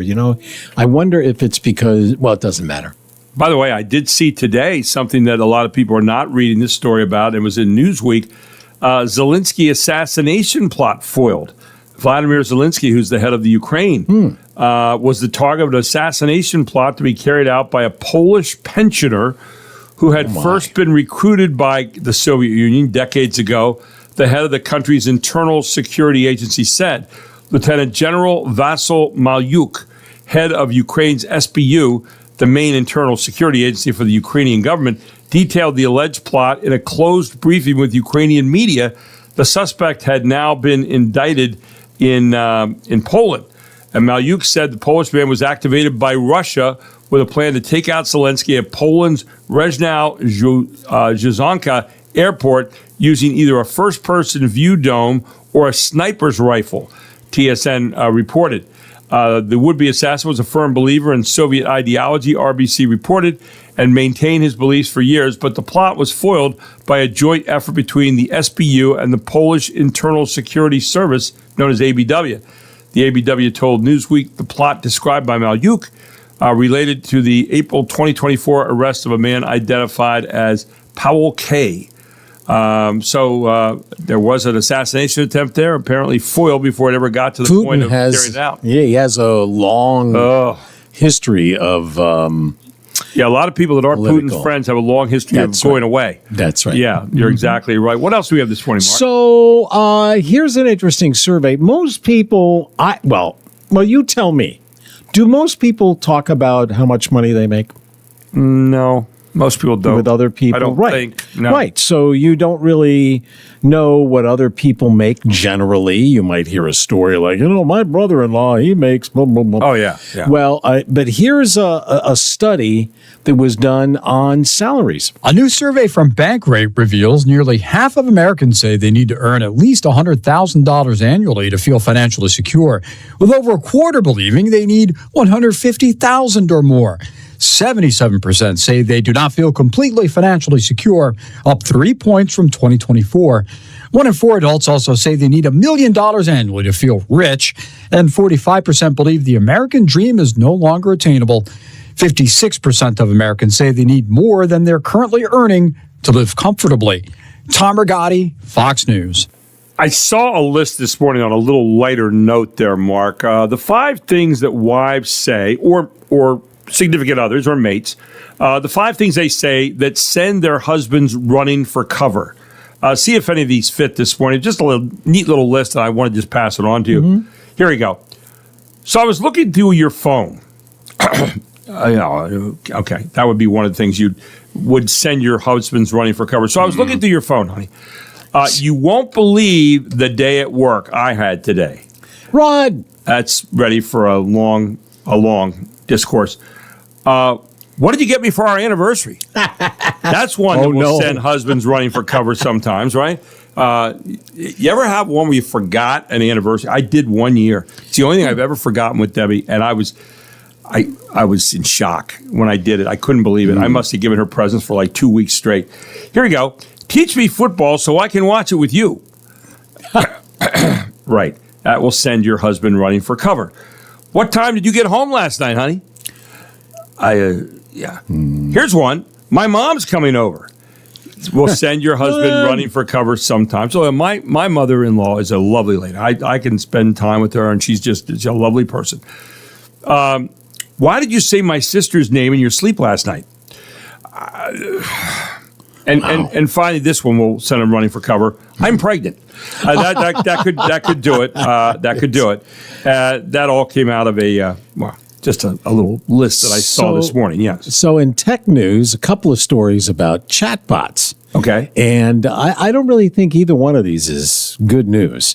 So as we continue to try to figure out whether AI is a good idea or not, here's one that is kind of interesting. It found that using ChatGPT for essay writing reduced brain engagement, memory retention, and sense of personal ownership. And for some hard numbers, looking at the students who used ChatGPT to write their essays, 83% could not recall arguments and lines from their essays just minutes later. For those who wrote essays on their own, only 11% had trouble recalling. I'm Madison Allworth, Fox Business. Yeah, so much for ownership. I love that. Ownership, yeah. Ownership of the fact you cheated is what amounted to. Well, they didn't do the work. They didn't do the work until they couldn't remember what happened because they didn't do it. I don't know. Well, yes, and when you write it yourself, then you're going to remember how you maybe phrased things or reworded it in working on it. So, not remembering, I forget what I was looking at. Oh, it was I've been watching on Amazon a series of lectures, historical lectures, called The Great Courses, right? And Robert Garland. Right. Dr. Robert Garland is the one who is giving them. And it's not much to look at. There's not a lot of graphics and stuff. Right. It's just a guy talking. But he's very interesting. And, he puts things in perspective because, for a couple thousand years when humans were around, we didn't have any way of and I mean we collectively, didn't have a way of saving stuff. Right. So everything had to be constantly reinvented. It had to be constantly like word of mouth kind of thing. But there was no way like, hey, where's the book on this? Or where's the manual on this? So retention was a real key back then, or was a key problem anyway. And with ChatGPT, or at least the one that Facebook is using, check this story out. Some users of Meta's AI chatbot unknowingly share deeply personal chats about everything from health and finances to custody battles on a public feed, thanks to a confusing opt-in feature. Unlike ChatGPT or Elon Musk's Grok, Meta's platform links posts to real Instagram or Facebook accounts. And while Meta insists sharing is optional, critics warn the process is too easy to misinterpret. All this comes as Mark Zuckerberg doubles down on AI with a $14.3 billion deal and a vision of AI replacing friends and therapists. Ted Lindner, Fox News. Oh, my. Well, want to thank Trish Hauser of State Farm Insurance for sponsoring this hour of the Gary Sutton Show. And don't forget to call Trish at 717-848-4336. All kinds of coverage for cars, homes, and life, as well as renters' policies. And she is as well-versed in these as anyone you're going to find around. 31 years of experience. She's well-known in the community at a gold standard for honesty and getting it done right. 717-848-4336. You can also check them out 9 a.m. to 5 p.m. Monday through Friday right out there at 1865 North Susquehanna Trail. Trish Hauser, State Farm Insurance Agency, 717-848-4336. When we come back, Asaf Romorowski, a doctor, a Middle East scholar and historian, will talk about this peace treaty or not here on the Gary Sutton Show between Iran and Israel. And then later on in the hour, it will be Eugene DePasquale with us to talk about the politics of that as well. All here on the Gary Sutton Show, where it is 8 o'clock.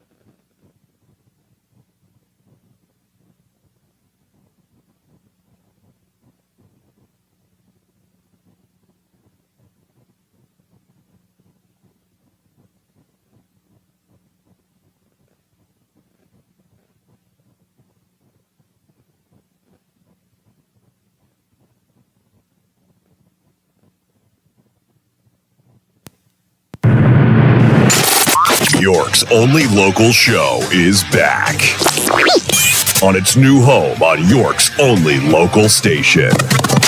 Guess who's back? Back again. This is the Gary Sutton Show on WOYK. I'm back. Now, broadcasting live from WOYK's downtown York studios inside Wellspan Park, here's Gary Sutton. And welcome back to the final hour on a Tuesday morning, the Gary Sutton Show here on WOYK, the main street of York. Brought to you by Barley Snyder Attorneys at Law. You know, what sets them apart is their clients benefit from having available to them in one law firm the wide range of knowledge and experience represented among all the different practice areas, and there are so many that can affect you in life, right? And they believe that the strong individual relationships and personal attention are essential elements in serving their clients, and they prove it every single day among their 130-plus attorneys across Pennsylvania and Maryland. Barley Snyder Law Firm, our proud sponsor here of the Gary Sutton Show. You can check them out today at barley.com. 100 East Market Street right here in York. 846-8888 is the number. Open Monday to Friday, 9 a.m. to 5 p.m. And this specific 8 o'clock hour on a Tuesday morning brought to you by York Computer. You can find them at yorkcomputer.net or give them a call at 717-739-9675. They're located at 2069 Carlisle Road out in the Shiloh area of York, 17408. Again, www.yorkcomputer.net, open Monday to Friday, 9 a.m. to 5 p.m. Because it feels good to have peace of mind. Walt Oakham will be joining us later in the show today. And we'll also meet a brand new attorney from Barley Snyder as far as we're concerned. A little bit later on this morning here on the Gary Sutton Show. But right now we want to check in with Asaf Romarowski, who was with us, I think, last week. He's a doctor, a Middle East scholar and historian, the executive director of the Association for the Study of the Middle East and Africa, ASMEA, and the executive director of Scholars for Peace in the Middle East, SPME, excuse me. And he's an expert on Israel-U.S. relations. Dr. Romarowski, how are you this morning? Good morning. How you doing? Well, I'm doing pretty well. Good to have you back again. A lot has happened since you and I last talked last week. Obviously, the president announcing yesterday a ceasefire here, and yet we have mixed reporting on that this morning, where we're seeing some bombing into Israel. What are we to make of this? We've heard of ceasefires before in the Middle East. This is one that ended the 12-day wars ostensibly, and yet at the same time, some mixed reporting says there's still fighting going on. How should we view this right now, Dr. Romarowski? Well, this is basically out of a usual playbook. I mean, historically, every time there's announcements of ceasefires, there is a kind of a last attempt to see what kind of damage they can still do. It's also important to contextualize that the ceasefire, between Israel and Iran was predicated on Iran making the first move. That is to say that they would start and Israel would reciprocate based on the Trump parameters. Obviously, that did not happen, and of course, they attacked civilian neighborhoods. There are 4 dead, and it continues. Israel indeed retaliated with the caveat that they got, they wanted, they got an okay from the Trump administration, some kind of measured retaliation, and obviously the hope is that the ceasefire will take effect. But that's kind of where we are. And let's not forget that we're dealing with Iran, which, deceit and lying is part of their playbook. So this is to be expected. When you look at this from a historical standpoint, Dr. Romarowski, and I know you do that, is there a chance that this works because of that very history you're talking about with the deception, the line, and so forth, and the fact that there is a hatred for Israel there that is just paramount, a paramount part of what they do? Talk about that a little bit, if you would. Sure. I mean, the ideology that Iran has, as you and I mentioned, I think I mentioned this last week, is a clear, death to America, death to Israel. It's part of their DNA. I think that what they are seeing there from the Iranian perspective is, they'll agree to a ceasefire while at the same time they're going to try to regroup, rearm. I mean, they've been significantly devastated. After after our attack against the 3 nuclear sites, and so now they're going to see what they can get out of it to try to change the dynamic.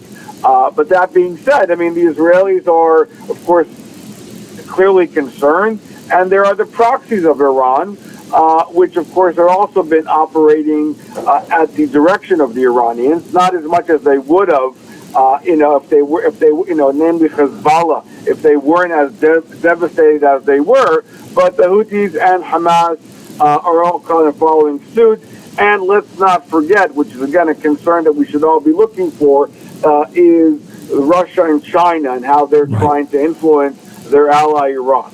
Let me ask you this question. With I guess I'd say the mothership, the state involved here, Iran, and of course they are behind the proxies. You mentioned Hezbollah, Hamas, the Houthis, anybody else that might fall into that realm. Are they going to act on their own now with any kind of big results, seeing what happened to the state that supports them? What are your thoughts on that? Well, I mean, it's not that, they take orders from Iran, but they also have their own self-interest. I think that where they get hurt is on the financial support, as far as resupplying and arms and trainings and things of the sort along those lines. But when it comes to Hamas, on the Hamas front, Israel is still waiting for now 50 hostages dead and alive that are still in the terror tunnels of Gaza. That front is still not over yet. I think they're looking to Iran. They're seeing what's been happening to Iran, so they're concerned about that as far as their fellow travelers and their patrons. So again, there is the connectivity and the kinetic, relationship, but they hope that Israel and the United States are hoping will indeed trickle down. But there is always possibility of these groups going rogue because they are Islamist organizations, and that's what they tend to do. I think for a lot of people, they were saying it's bad enough if Iran got a nuclear bomb, but if it fell into the hands of these people, that's really a major problem. Do you subscribe to that kind of thinking, Dr. Romorowski? 100%. That was always the risk, and I think that was always a concern of smuggling dirty bombs to Hamas and Hezbollah and allowing them to use it on Israel. Those are always the threats. I mean, they represent, traditionally conventional military threats versus Iran representing a nuclear threat. And so Iran also represents an existential threat, whereas these represent strategic threats to Israel, is how the Israeli apparatus looks at all of this. But combined together, then the threat becomes much greater. And that, of course, is a concern, how Iran activates and operates their proxies all along. I've been watching and listening very carefully, and I may have missed this, so that's why I'm asking you this question. But it seems to me like the rest of the Middle East has kind of been sitting back quietly on this, if not quietly, at least with muted disagreement on what the United States and Israel have done with Iran. Is it the fact that maybe they don't like the Iranians either and what they've been doing over the years to keep that whole region kind of unsettled? What's your take on that? You've studied this for a long time. It's a combination of both. I mean, they're happy for the Israelis to be on the front line taking it and supporting behind the scenes. I will note that after Trump's visit to the region and recently since this 12-day war on the Iranian front began, the Saudis did get involved. The Saudis do understand, historically and theologically, let's not forget that Iran represents a direct threat to Saudi Arabia, being literally the guardians of Mecca, and as far as the largest cleavage in the Muslim world, the Sunni-Shiite divide. They did indeed agree to fight the Houthis on their border with Yemen, and that helps with the Israelis with the bandwidth. One of the most positive outcomes that could come out of all of this, and that's really the hope, that as a result of this war, that the Saudis will come around the table and join the Abraham Accords. And that would be a positive result all around. The Israelis already have, again, security and understandings with the Saudis, but not a full normalized relations. And I think that would be a tremendous feat for Israel and for the region at large, and for the Trump administration. We know now that this attack by the United States on the nuclear facilities there was basically 10 days in the planning. Up until even this past Friday, the president was saying, well, they have up to 2 weeks now to get diplomatic with this and get a diplomatic solution. Obviously, what came back from the foreign minister of Iran was, well, we're not going to really do anything unless the Israelis stop attacking us. Was that the final straw that led us to give the okay to go into that region on Saturday, or was there something else in your opinion? I think it's a combination between the Israeli intel, the atomic energy report. I mean, I think that all of that was precipitated Trump's understanding. And I think that positively, and again, this is an historic move that Donald Trump did, was really establishing clear red lines and reestablishing American deterrence. And I think they did the right thing. And it was also really a coming together of the U.S.-Israel alliance in the most perfect way, where he and Benjamin Netanyahu were exactly on the same page. And I think that was, from a long-term return on investment, this will serve as a phenomenal act. And I think that it was performed to a T together with CENTCOM, and they all deserve props for that. A final question. And, you know, we went after a sovereign nation here, albeit Iran, who has kind of a special thing as being the behind the proxies and so forth. And yet we're in a sovereign nation. It is a tricky kind of thing that we're doing right now. Talk about that just for a moment, if you would, as a final thought here.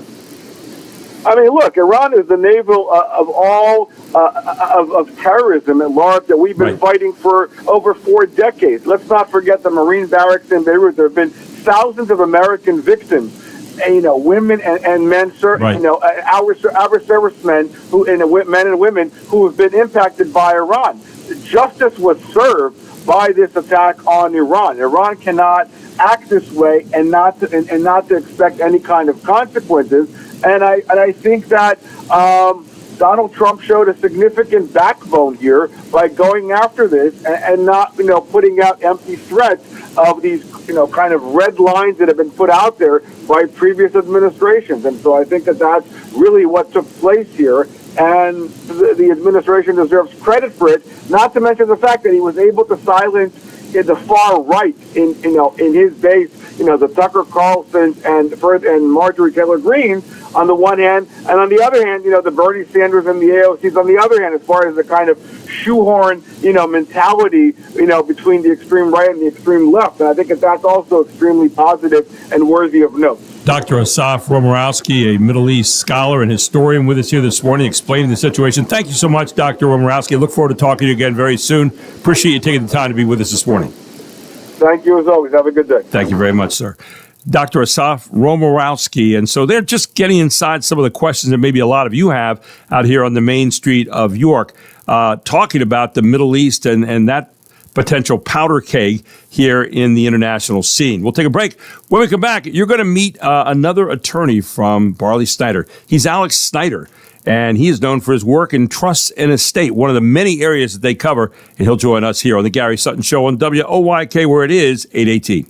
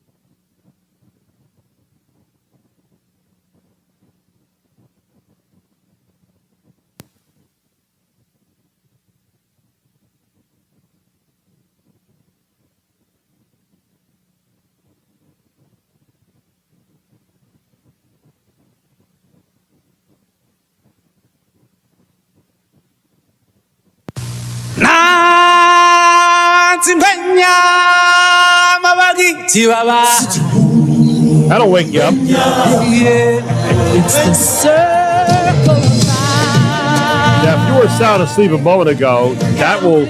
I was sitting here doing work this morning. Mark was checking out some of the videos, and all of a sudden he hit that. I went, "Oh my!" Walt Disney Pictures presents its all-new 30-second full-length animated motion picture. 31 years ago, on this date, 1994, The Lion King, and boy, what an industry that has turned out to be, huh? Absolutely, and what I'm amazed by is it was 31 years ago. It seems like it was like last year. You know? I remember watching this trailer. I don't know what movie I was watching, but I remember seeing it and thinking, wow, they've really kind of changed from the earlier movies, the cartoons, and this seemed a little bit more detailed. But of course, then they went on to Broadway. They've done this, 2 or 3 times? Yeah. So they've got all kinds of iterations. Scar, I guess, was the last one. So it's become its own industry. It really has. I saw it on Broadway. It was incredible. And The Lion King. So if you weren't up a moment ago, you now have the blood flowing, as he screamed You're welcome. out. Yeah, It's Mark what we do. McKenzie, you can call him and complain. But anyway, welcome back to the Gary Sutton Show here on WOYK. You hear us talk every day about how proud we are to have Barley Snyder Law Firm as our presenting sponsor here on the show. And each week, I like to get to meet some of the various lawyers who are working in so many different areas. Over 130 lawyers working here in Maryland, Pennsylvania. And this morning, I'm very proud to introduce and be joined by Alex Snyder from Barley Snyder. He's known for his work in trusts and estate planning, tax law, and advising local business owners. He would be a very popular guy this morning for a lot of our local businesses and people here. Alex, welcome to the show. How are you?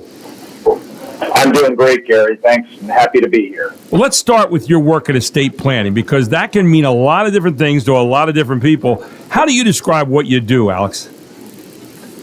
Well, thanks, Gary. It's a very broad area. Most of the time, we're helping folks pass, their assets to the next generation, but also dealing with things like elder care planning with their long-term care needs, getting healthcare powers of attorney and financial powers of attorney in place, and working with their financial advisors and accountants on tax planning and making sure that they have their beneficiary designations up to date.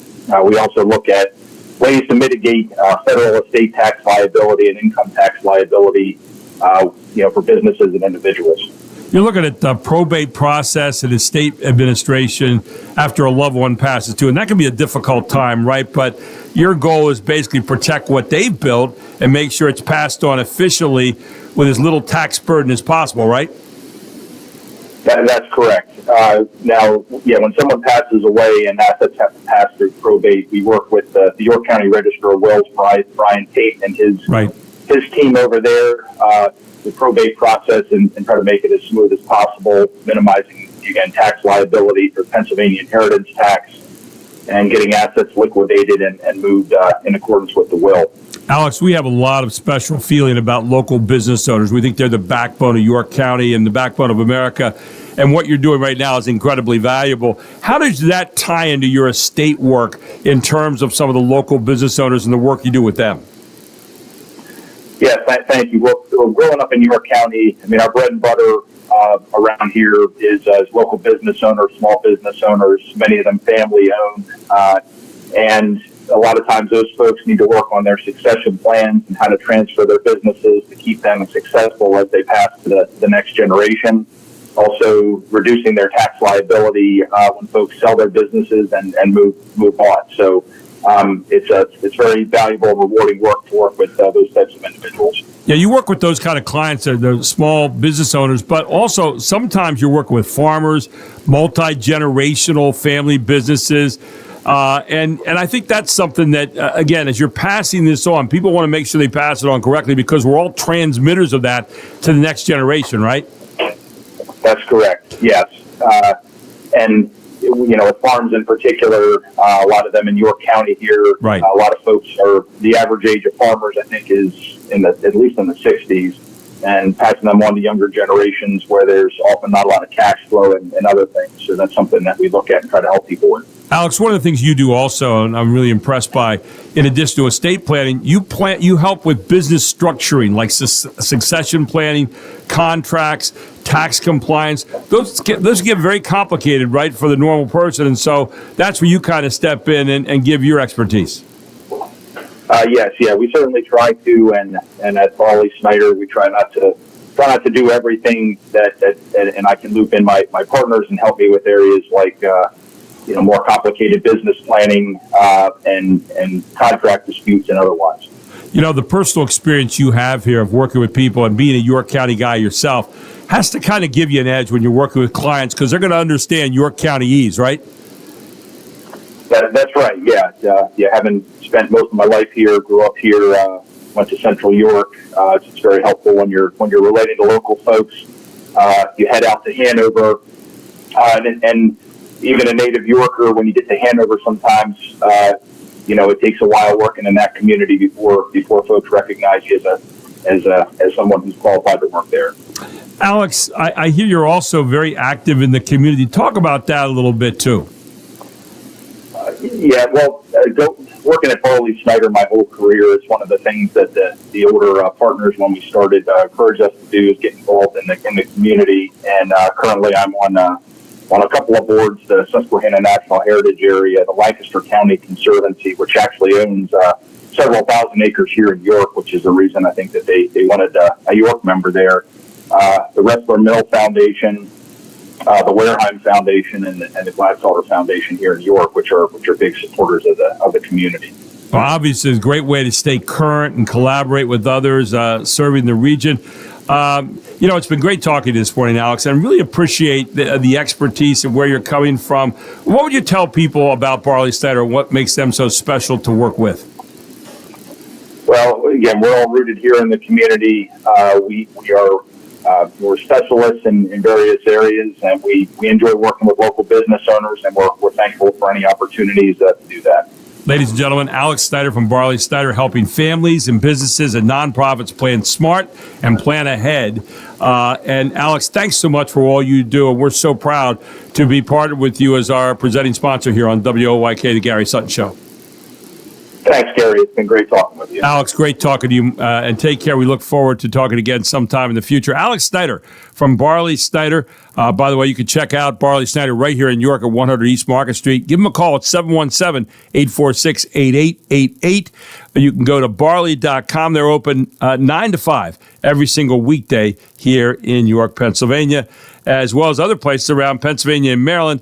When we come back, Eugene Pasquale will take a look at President Trump as he is trying to work his way through a lot of different issues right now. And Eugene will give his critique on that here on the Gary Sutton Show. And then we'll be joined by Walt Oakham. Having problems with your computers at all? Having problems being safe with your computers? Well, Walt's got some answers for you, and we'll give us some tips when he joins us at about 8:52 later on this morning on the Gary Sutton Show on WOYK. Don't forget that this hour is being brought to you by York Computer. YorkComputer.net is where you can go for that. 717-739-9675. They're located at 2069 Carlisle Road right here in York. 17408. They're open Monday to Friday, 9 to 5. And York Computer, because it feels good to have peace of mind. We take a break. We'll come right back at 6:30 here on the Gary Sutton Show on WOYK.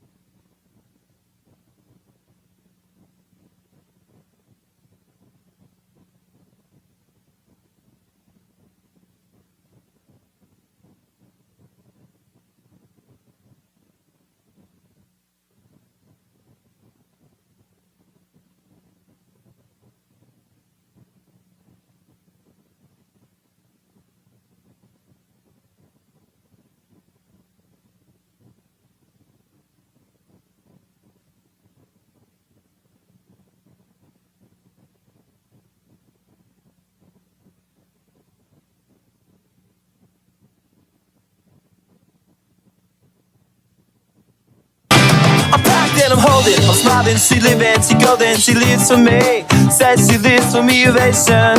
Who won't motivation? She comes round and she goes down on me. And I'll make you smile like a drug for you. Do ever what you wanna do, coming over you. Keep on smiling what we go through. One stop to the rhythm that the Music from 1998. Yeah, I was kind of dancing along with it here. Third Eye Blind. Sorry, I forgot to hit the button because I was hitting too many phone buttons. But Third Eye Blind, Semi-Charmed Life, which was their first hit. They're still around, but playing oldies concerts these days. Well, welcome back to Gary Sutton Show. And we are going to change up a little bit here. We normally don't do this, but Eugenia Pasquale not available today. And I screwed up because Jamie Norpel normally is. And last week she went Monday and threw my entire brain out of whack because she was on with Aaron Anderson. But I'm glad we can get Jamie in this morning. She's normally here on a Tuesday morning with us. And we don't have her yet. And we don't have her yet. Okay, so apparently, let me go right here and get that for Mark. There it is. Yep. So apparently we are off by numbers, but Mark's going to be calling you, Jamie. Hang in there right now. So just a momentary thing. This hour, by the way, being brought to you by York Computer. And you can find them at yorkcomputer.net. Now, you can also get repairs there. It was always called York Computer Repair, but now it's just York Computer. And 717-739-9675. That number has never changed, nor has their address. 2069 Carlisle Road, right here in York at 17408.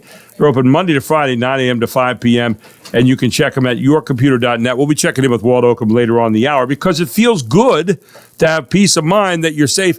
And now we can check in with Jamie Norpel this morning, who's the head of the York County Safety Collab. And Jamie, don't ever get old because, things get screwed up every now and then, but it's great to have you in this morning. How you doing? Good morning. I'm good. I'm just glad that you didn't forget about me. I was texting you this morning concerned. We didn't forget, but we had, with this Iran thing going on, we've been kind of jumping all over the place, so we apologize. But we never forget about you because the work you're doing is unforgettable, and it's really important. By the way, I made it to the York County History Center the other night for the first time. I was there for the Lafayette gala that night, and what a great place. I was thinking about you because I know you do a lot of work with them, and you are a historian in your own right. But it was really neat getting down there, and I'm looking forward to getting down again on a regular basis. I need to spend like 2 or 3 hours in there. 20 minutes just won't do it walking through the gallery. Oh, yeah. It's a gem that we have here in York County. Everything from the exhibits, the macro machines that they have in there, down to the tiny little stories. Yeah, it's a huge asset, and I'm thankful to the York County community for really pitching in and making that happen. Now the trick is people need to show up and visit. Yeah, exactly right. Get down there and see it. I'm telling you what, ladies and gentlemen, great place to take your kids. Lots of interactive kind of stuff that you can really look around and see some of the people that have shaped York County, and the history of York County is amazing. We just don't give it enough credit sometimes, and the York County History Center is right down there on Pershing Avenue. It's just an absolutely fantastic place, right at the corner of Pershing and George Street, and you could do a lot worse. Right now, I know they're air-conditioned. Today might be a good day to take your kids down who are already saying they're bored for the summer. Take them there and get them on board in a hurry. Anyway, Jamie, I know you're always working on projects, but there's a cool prevention organization out there called Valley Youth House. I know you wanted to talk about a little bit this morning. And, when we talk about kids, we want to do the best by kids, and this is a great organization. Tell us a little bit about it. Yeah, so last week I got a chance to meet with the director, Amanda Harden, about the Valley Youth House. I didn't realize all that they're doing for youth and crime prevention, because when we look at right now our community safety plan, a group of us, you came to the last one. Thank you so much. Our next one is July 15th. If someone from the public is interested in attending, they just have to shoot me an email. But we look at ways that we can try to keep kids out of the, school to prison pipeline. I think about my own kid. I have a 2-year-old, and I think about all the supports that he has that is going to allow him to be successful, right? He's got supportive parents, dual income, great-grandparents. We live in a safe place. He's got all these assets. And so when you look at the York County community, what is it then that is causing kids to continue, to make poor decisions that wind them up either on some type of criminal justice system or the list, And one of the biggest things that we're looking at is in schools. because schools, they have access to the kids and that's where they can connect. But I'll tell you, it is really hard to get into schools because they have their own priority list. They have their own, things that they're focusing on, like education. But the Valley Youth House now has programs set up in 7 schools focused on truancy. So when a youth, right now they're focusing on 8th and 9th grade because that's when we know that's when, children start dabbling in antisocial behavior that poses them at a greater risk. 8th and 9th grade, if a child is absent for 10 days, but they're not yet on a referral list for children and youth, they can then be eligible for the Valley Youth House after school programming. And they get paid, that's the incentive, and they show up for 8th graders, it's 10 weeks, for 9th graders, it's 15 weeks, and they go through these kind of life classes. It's about 2.5 hours a week, everything from conflict resolution, coping skills, information on alcohol and drugs, social media, self-esteem, and the idea is we're trying to, teach kids these skills and how important it is to stay in school. Jamie, when you look at this is kind of a novel idea. The idea of getting paid is one that some people might sit there and go, do we really need that? Talk a little bit about that aspect of this program. No, I agree. I talked a little bit about my kid. My husband and I are not going to give him an allowance for household chores. He lives in this house, and it's an expectation that he just has to do the dishes. That's just how it is. But if we have these kids who don't have the infrastructure of support that my son is going to have, right? They have parents that either aren't in the household. Some of them might be addicted to drugs or alcohol. We have kids that have friends that aren't going to school and they don't have those same supports. And so if we're trying to incentivize kids to come to a class after school on their own time for 2.5 hours, how are you going to get them in the door? Oh, yes, that's right. I don't want to go to school, but you know what I really want is to go after school on my own time. They're not going to do that. And so I think it's just kind of a reality of what the times that we live in. And it's frankly not that much. They're only getting paid about $300 for this whole, 10 and then 15-week course. So it's not, what are they getting paid? Less than minimum wage. But for some of them, it's a difference between, oh, wow, well, now I can go afford that fishing rod so I can go spend my summer fishing instead of having the need to go steal it or, sell drugs or, make other poor decisions that require them to get money. So I know I have that same kind of gut feeling of, we really need to pay them, but it's either that or they don't show up. Yeah, you talked about the reality of our times, that maybe this is what it takes, unfortunately. But, on the other hand, what are the kinds of things that they learn during that time in that 13, 14-week course that are going to help them really change their attitude on truancy? In other words, I've been saying for a while, well, okay, I can miss here, making excuses, all that kind of stuff. We hear it from kids all the time. Well, I'll do it tomorrow, or, geez, it's not that bad. It's only one day, and then it turns into 2 days, then it turns into 10 days. So what are some of the lessons that they learn during that time that might be profound in changing their attitudes? Well, it's in addition to the lessons, I also can't stress enough the cohort building that happens. When youth feel like they belong and they have a caring adult who's going to check in on them and it's going to hold them accountable and say, hey, Joey, I noticed I was talking to your math teacher and you haven't done your math homework for the past week. Can you explain what's going on? That level of accountability, I think, is what truly is at the heart of these after-school programming. Because, yes, you can sit through lessons like conflict resolution, right? Like how to manage your emotions. Small things like how to take deep breaths and how to give yourself time and how to make to-do lists. Even when you're struggling with a friend, how to navigate those emotional conversations. Like those things are important, but there is something powerful, and they give hot meals too. They feed them every time. So I think there is something powerful about showing up with someone who seems to get you. Valley Youth House is very critical on who they hire as well. They need people who, frankly, get it and know how to talk to kids that are struggling. A lot of them, were struggling youths themselves and were able to climb out of it. So they kind of have that, credible messenger mentality of, hey, I've been there here, and here's what I need you to do. So I think it's really about that mentorship. It's you and I have both been former social studies teachers, history teachers. And I can remember back when I was teaching in the 1800s, it actually wasn't that long ago, but it was about 28 years ago, that I used to have kids come in, we go to collect homework or collect an assignment, and they'd say, well, I didn't quite get done. And I said, well, did you quite get started? Well, I didn't do that either. Yeah, and all of a sudden I'd say, well, what can we do to help you get started better? Because it looks like you're putting this off on a regular basis. I think when you're able to kind of call kids out in a way that's not necessarily in your face, but is in your face, and then talk to them on their level a little bit, that's a big start. And it looks like that's some of what's going on right here with this group, right? Yeah, exactly. It's kind of that cool uncle approach. Yeah. Like someone who's not your parents telling you what to do, but still an authoritative figure that cares about you. Exactly. Right. And you sit down and you talk, and I know I've heard you talk from time to time a little bit about your teaching experience and that you listen, but you have this enthusiasm that I know you do because I've gone to some of your presentations. You have an enthusiasm, and I think when kids know you're enthusiastic about helping them get back on the right track, or they find something in you to admire, I think there's a better chance for them to start to change some of those kind of bad behaviors into good behaviors over that 13, 14-week period. I'm sure you experience this. Every new teacher or any new educator that works with kids goes through this, 2-year imposter syndrome where you feel like you need to know everything and be more disciplinarian and just kind of put on a mask. Our kids can read right through you. Yep. They know if you're showing up for them and if you care or not. And frankly, I think in today's world, how challenging it is to be in the classroom. If you're not showing up for the right reasons and for those kids, you're not going to last. Well, and it sounds like you got the right people showing up for the right reasons and the right kind of program with this.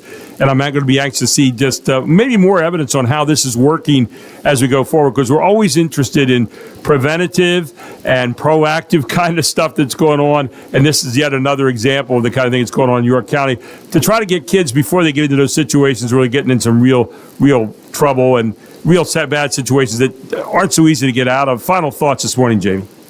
Yeah, I encourage everyone to go check out the Valley Youth House. This program, the Life class after school, is in 10 York County school districts, and it has a 99 diversion rate. Wow. So out of the 10 to 15 kids that go through the program, 99% then are no longer truant, and they actually show up to classes.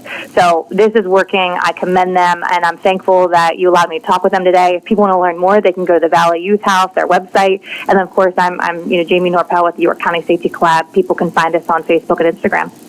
I'll tell you what, I didn't even do the commercial there, Dan. You had it all done for me. You're out in front of me, as always. But Valley Youth House, looking forward to finding out more about them. Jamie, great to have you on this morning. And thank you for putting up with an old guy just kind of getting off his schedule a little bit. But I'm glad you're alive. Well, I texted Aaron Anderson, and I was like, is Gary okay? He never, misses a call. I was concerned, so I'm just glad you're alive. Well, thanks for the low standard. At least I got started somewhere there. But, thanks, Jamie, and appreciate you being with us. We look forward next Tuesday morning with you right here on the Gary Sutton Show, okay? Thanks, Gary. Have a great week. Take care. Jamie Norpel right here on the Gary Sutton Show. It's nice to have that standard, Mark, isn't it? That that's how I feel every morning. It's a base start. It's a good start, yeah. At 5:30, if he's not here, that's right. Is he alive? Yeah, it's a base. Is he alive today? Oh, darn! He kicked off. I'm going to have to do the show myself. But no, anyway, I am alive, and every now and then you have a little screw up. We don't have that many over the course of a year. I think we do pretty good, but every now and then, and maybe that's good that people are shocked. Do you ever hear it was meant to be? It was meant to be? It was kismet, yeah. All right, so in this particular case, you did forget, but because it was for other reasons. So I am trying to take you behind the scenes. I'm trying to call Eugene DePasquale, who we have on normally at a Thursday, right? Yeah. Not on a Tuesday. No, I think we have him on a Tuesday. Really? Yeah, at 8:35. Okay. Yeah, we do. So I'm calling him, and Eugene's on the phone. So sometimes if I call a lot in a very short period of time, somebody's trying to call me. Oh, it's Mark. But let me add to this. Yes. I texted him in the meantime, and he said I wasn't on the phone, but he said I couldn't call out, and I couldn't get calls in, and so I said next week. And he said, we're fine because we're good enough friends. We can get away with that. Now, so if it happened 2 weeks in a row, he might be a little bit tougher. But Jamie was interested right at the same time, so it was really easy to swap them in and out. So, so you get to view what happens here behind the scenes on this well pieced together show constantly, and every now and then we have our moments. Coming up, how about this? Coming up next, before we get to Walt, I told you earlier that looking for something spicy to talk about or interesting. anyway, it's National Body Piercing Week. Yes. I found this article, and it was from a guy who had multiple piercings. Yikes. And these, according to him, will have the 6 most painful places to get a body piercing next. We don't need to hear much about that, but we will. And then Walt Oakham on computer problems. Fortunately, don't deal with any piercings, but you might have your security network pierced, and Walt will get into some tips that maybe will help you to stay safer when he joins us from your computer. All here on the Gary Sutton Show, where it is 8:49.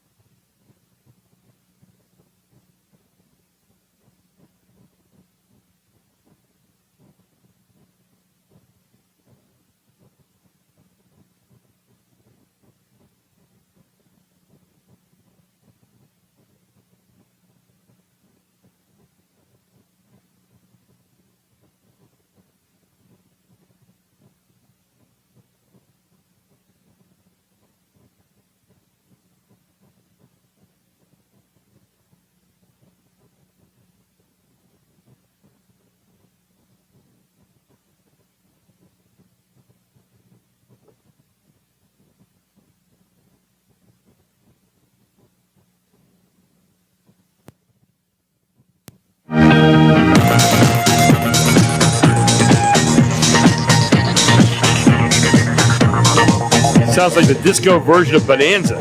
This is a song called Ray of Light. Okay. And see if you can guess the singer. Zephyr in the sky at night, I wonder, do my tears of morning sink beneath the sun? I don't have a clue. Madonna. Really? Yes. That doesn't sound like Madonna. 1998. Yeah, it just doesn't sound like See her? Madonna at all. That would have been, yeah. Anyway, so Early Madonna. It is National body piercing week. So if you're still thinking about it, but something else to consider is, according to this magazine, a newspaper article in the Sun, which I believe is a British paper. Right. They interviewed a guy who had multiple tattoos and body piercings, and they interviewed him, and he ranked the 6 most painful places to get a body piercing. It's a family show now. Number 6. Okay. Earlobe piercings. Yeah, they look bad to me. They really do. Well, I mean, think of that's probably the number 1 piercing spot, the earlobe piercing. I guess, but do you ever see those big holes? Yeah. Oh, the bigger ones. Yeah. Why? The stretch. Yeah. Number 5, navel. Yeah. Navel. Number 4, nostrils. Okay. Number 3, surface piercings. That's just like in your cheek. Yeah, I see that. I'm always a little awkward with that. I want to say to the person, what the hell are you thinking about? What were you doing? Number 2, a little sensitive now, nipples. Yeah. Ouch. Yeah. And what's interesting about this list is I know this last one could be ugly. The most painful place, actually, no, the most painful place to get a body piercing, according to this guy, is something that I've never heard of before. It's called a scaffold piercing. What is that? And it's basically 2 piercings, 2 holes, and they put a rod in between them. So like if they do a ear here, you see my finger? Right. And then an ear hole here. Oh, I've seen them. And then they stick a rod that goes through both of them. Yeah, why? Exactly. Yeah, why? It's only going to get hung up on something. That's exactly right. You're going to brush your hair and Thank you. Scaffold piercing. Yeah, we didn't need that. No. I mean, we just don't need that. I thought you were going to say something really horrible. I know. And I'm glad you didn't, yes. frankly. Anyway, welcome in this morning. This hour being brought to you by Your Computer, because it feels good to have peace of mind. No piercings here, thank you very much. But yourcomputer.net is where you can go. They're at 2069 Carlisle Road, right here in York. Open Monday to Friday, 9 a.m. to 5 p.m. Walt Oakham, the main guy over there. Walt, piercings, ouch. But we don't want people piercing your network of safety, right, when it comes to your computer. Maybe that's a segue right into you. Good morning, my friend. How you doing? Hey, doing good, Gary. That's a good one. Oh, man, I'll tell you what. Piercings, I'm not sure I like that. But I'll tell you what, you're working really hard to make sure that people's security networks aren't being pierced. And I'll tell you what, when I look out there on a regular basis, man, they're knocking at your door all the time. And that's where you come in, right? Yeah, absolutely. We are here as a local company in the area providing IT support and maintenance to residential and small businesses. Walt, when you look at a lot of the small businesses and a lot of the individuals around right now, we look at our various accounts and so forth. Man, there's stuff coming at us all the time. I had another one last night that I owed another fine to somebody for some stupid reason. And I've just gotten to the point where I knocked them out. What do you do with those kind of things? What are the most common things that you're seeing out there in the York community right now? Yeah, well, one of the things that we're seeing right now is a lot of these attacks are happening through email. That's really probably one of the most popular points of where these things start. And so make sure that you're paying close attention to your text and your email messages. Don't click on links that you don't trust. Well, what are some of the other things you're providing right now at your computer? I know you still do a lot of computer repair, but you're doing a lot of other things as well. Tell people a little bit about that. Yeah, well, this month only, this is the last week you can participate in it. We have our maintenance check special. It's half price this month. So if you're looking to make sure that your computer is ready for the Windows 11 upgrade here in October, or the Windows 10 end of life, you want to make sure your computer is tuned up, ready to go. It's half price this month, and it's till the end of the month. Well, final thing here this morning. What tip do you have for us? I know you're always you're on a mission here. Tell people a little bit about a tip they can take with them this week. Have a managed antivirus. Have somebody, not only a good antivirus on your computer, but one that the good guys are helping you out there. So you don't want to always ignore those warnings that maybe pop up in the corner. If it's something serious, have a managed antivirus, something that you can have guys like us take a look at it and make sure it's legit. Guys like you who live among us, who talk York Countyese, who know what's going on in York County. You're out at 2069 Carlisle Road in York. People can go to yourcomputer.net. You're open Monday to Friday, 9 a.m. to 5 p.m. And again, 717-739-9675 is the number. And I always love what you have to say there. It feels good to have peace of mind. I got peace of mind. I pay a little amount in every month, but I'll tell you what, Walt takes care of me, and I really appreciate what you're doing out there to take care of the community, Walt. Thank you so very much. My pleasure, Gary. Take care. Have a great week. Thanks so much. Walt Oakwood, all the good people at York Computer Repair. Give them a call today, 717-739-9675. And please tell them Gary Sutton, a client there, many, many times over, proudly sent you. Coming up tomorrow here on the Gary Sutton Show, Michael Gear, president of the Pennsylvania Family Institute, will be back with us after a week off. Jeffrey Coleman at 7:05 tomorrow, co-host of Morning Light, and we'll survey what's going on in the Middle East. Becky and Keith Real have some Medicare solutions for you tomorrow, for those of you into those areas that need some answers. John from Yanni's will be with us tomorrow as well. Plus, Ryan Fox of Houston Fox Financial Advisory Services at 8:05 with the latest on the economy. Steve Shetter will be in. And all of those will be tomorrow here on the Gary Sutton Show on WOYK. Thanks to Mark McKenzie. Be safe out there today. Stay hydrated. Stay out of the sun if you can. I'm Gary Sutton. We'll see you Wednesday on WOYK. It is 9 o'clock.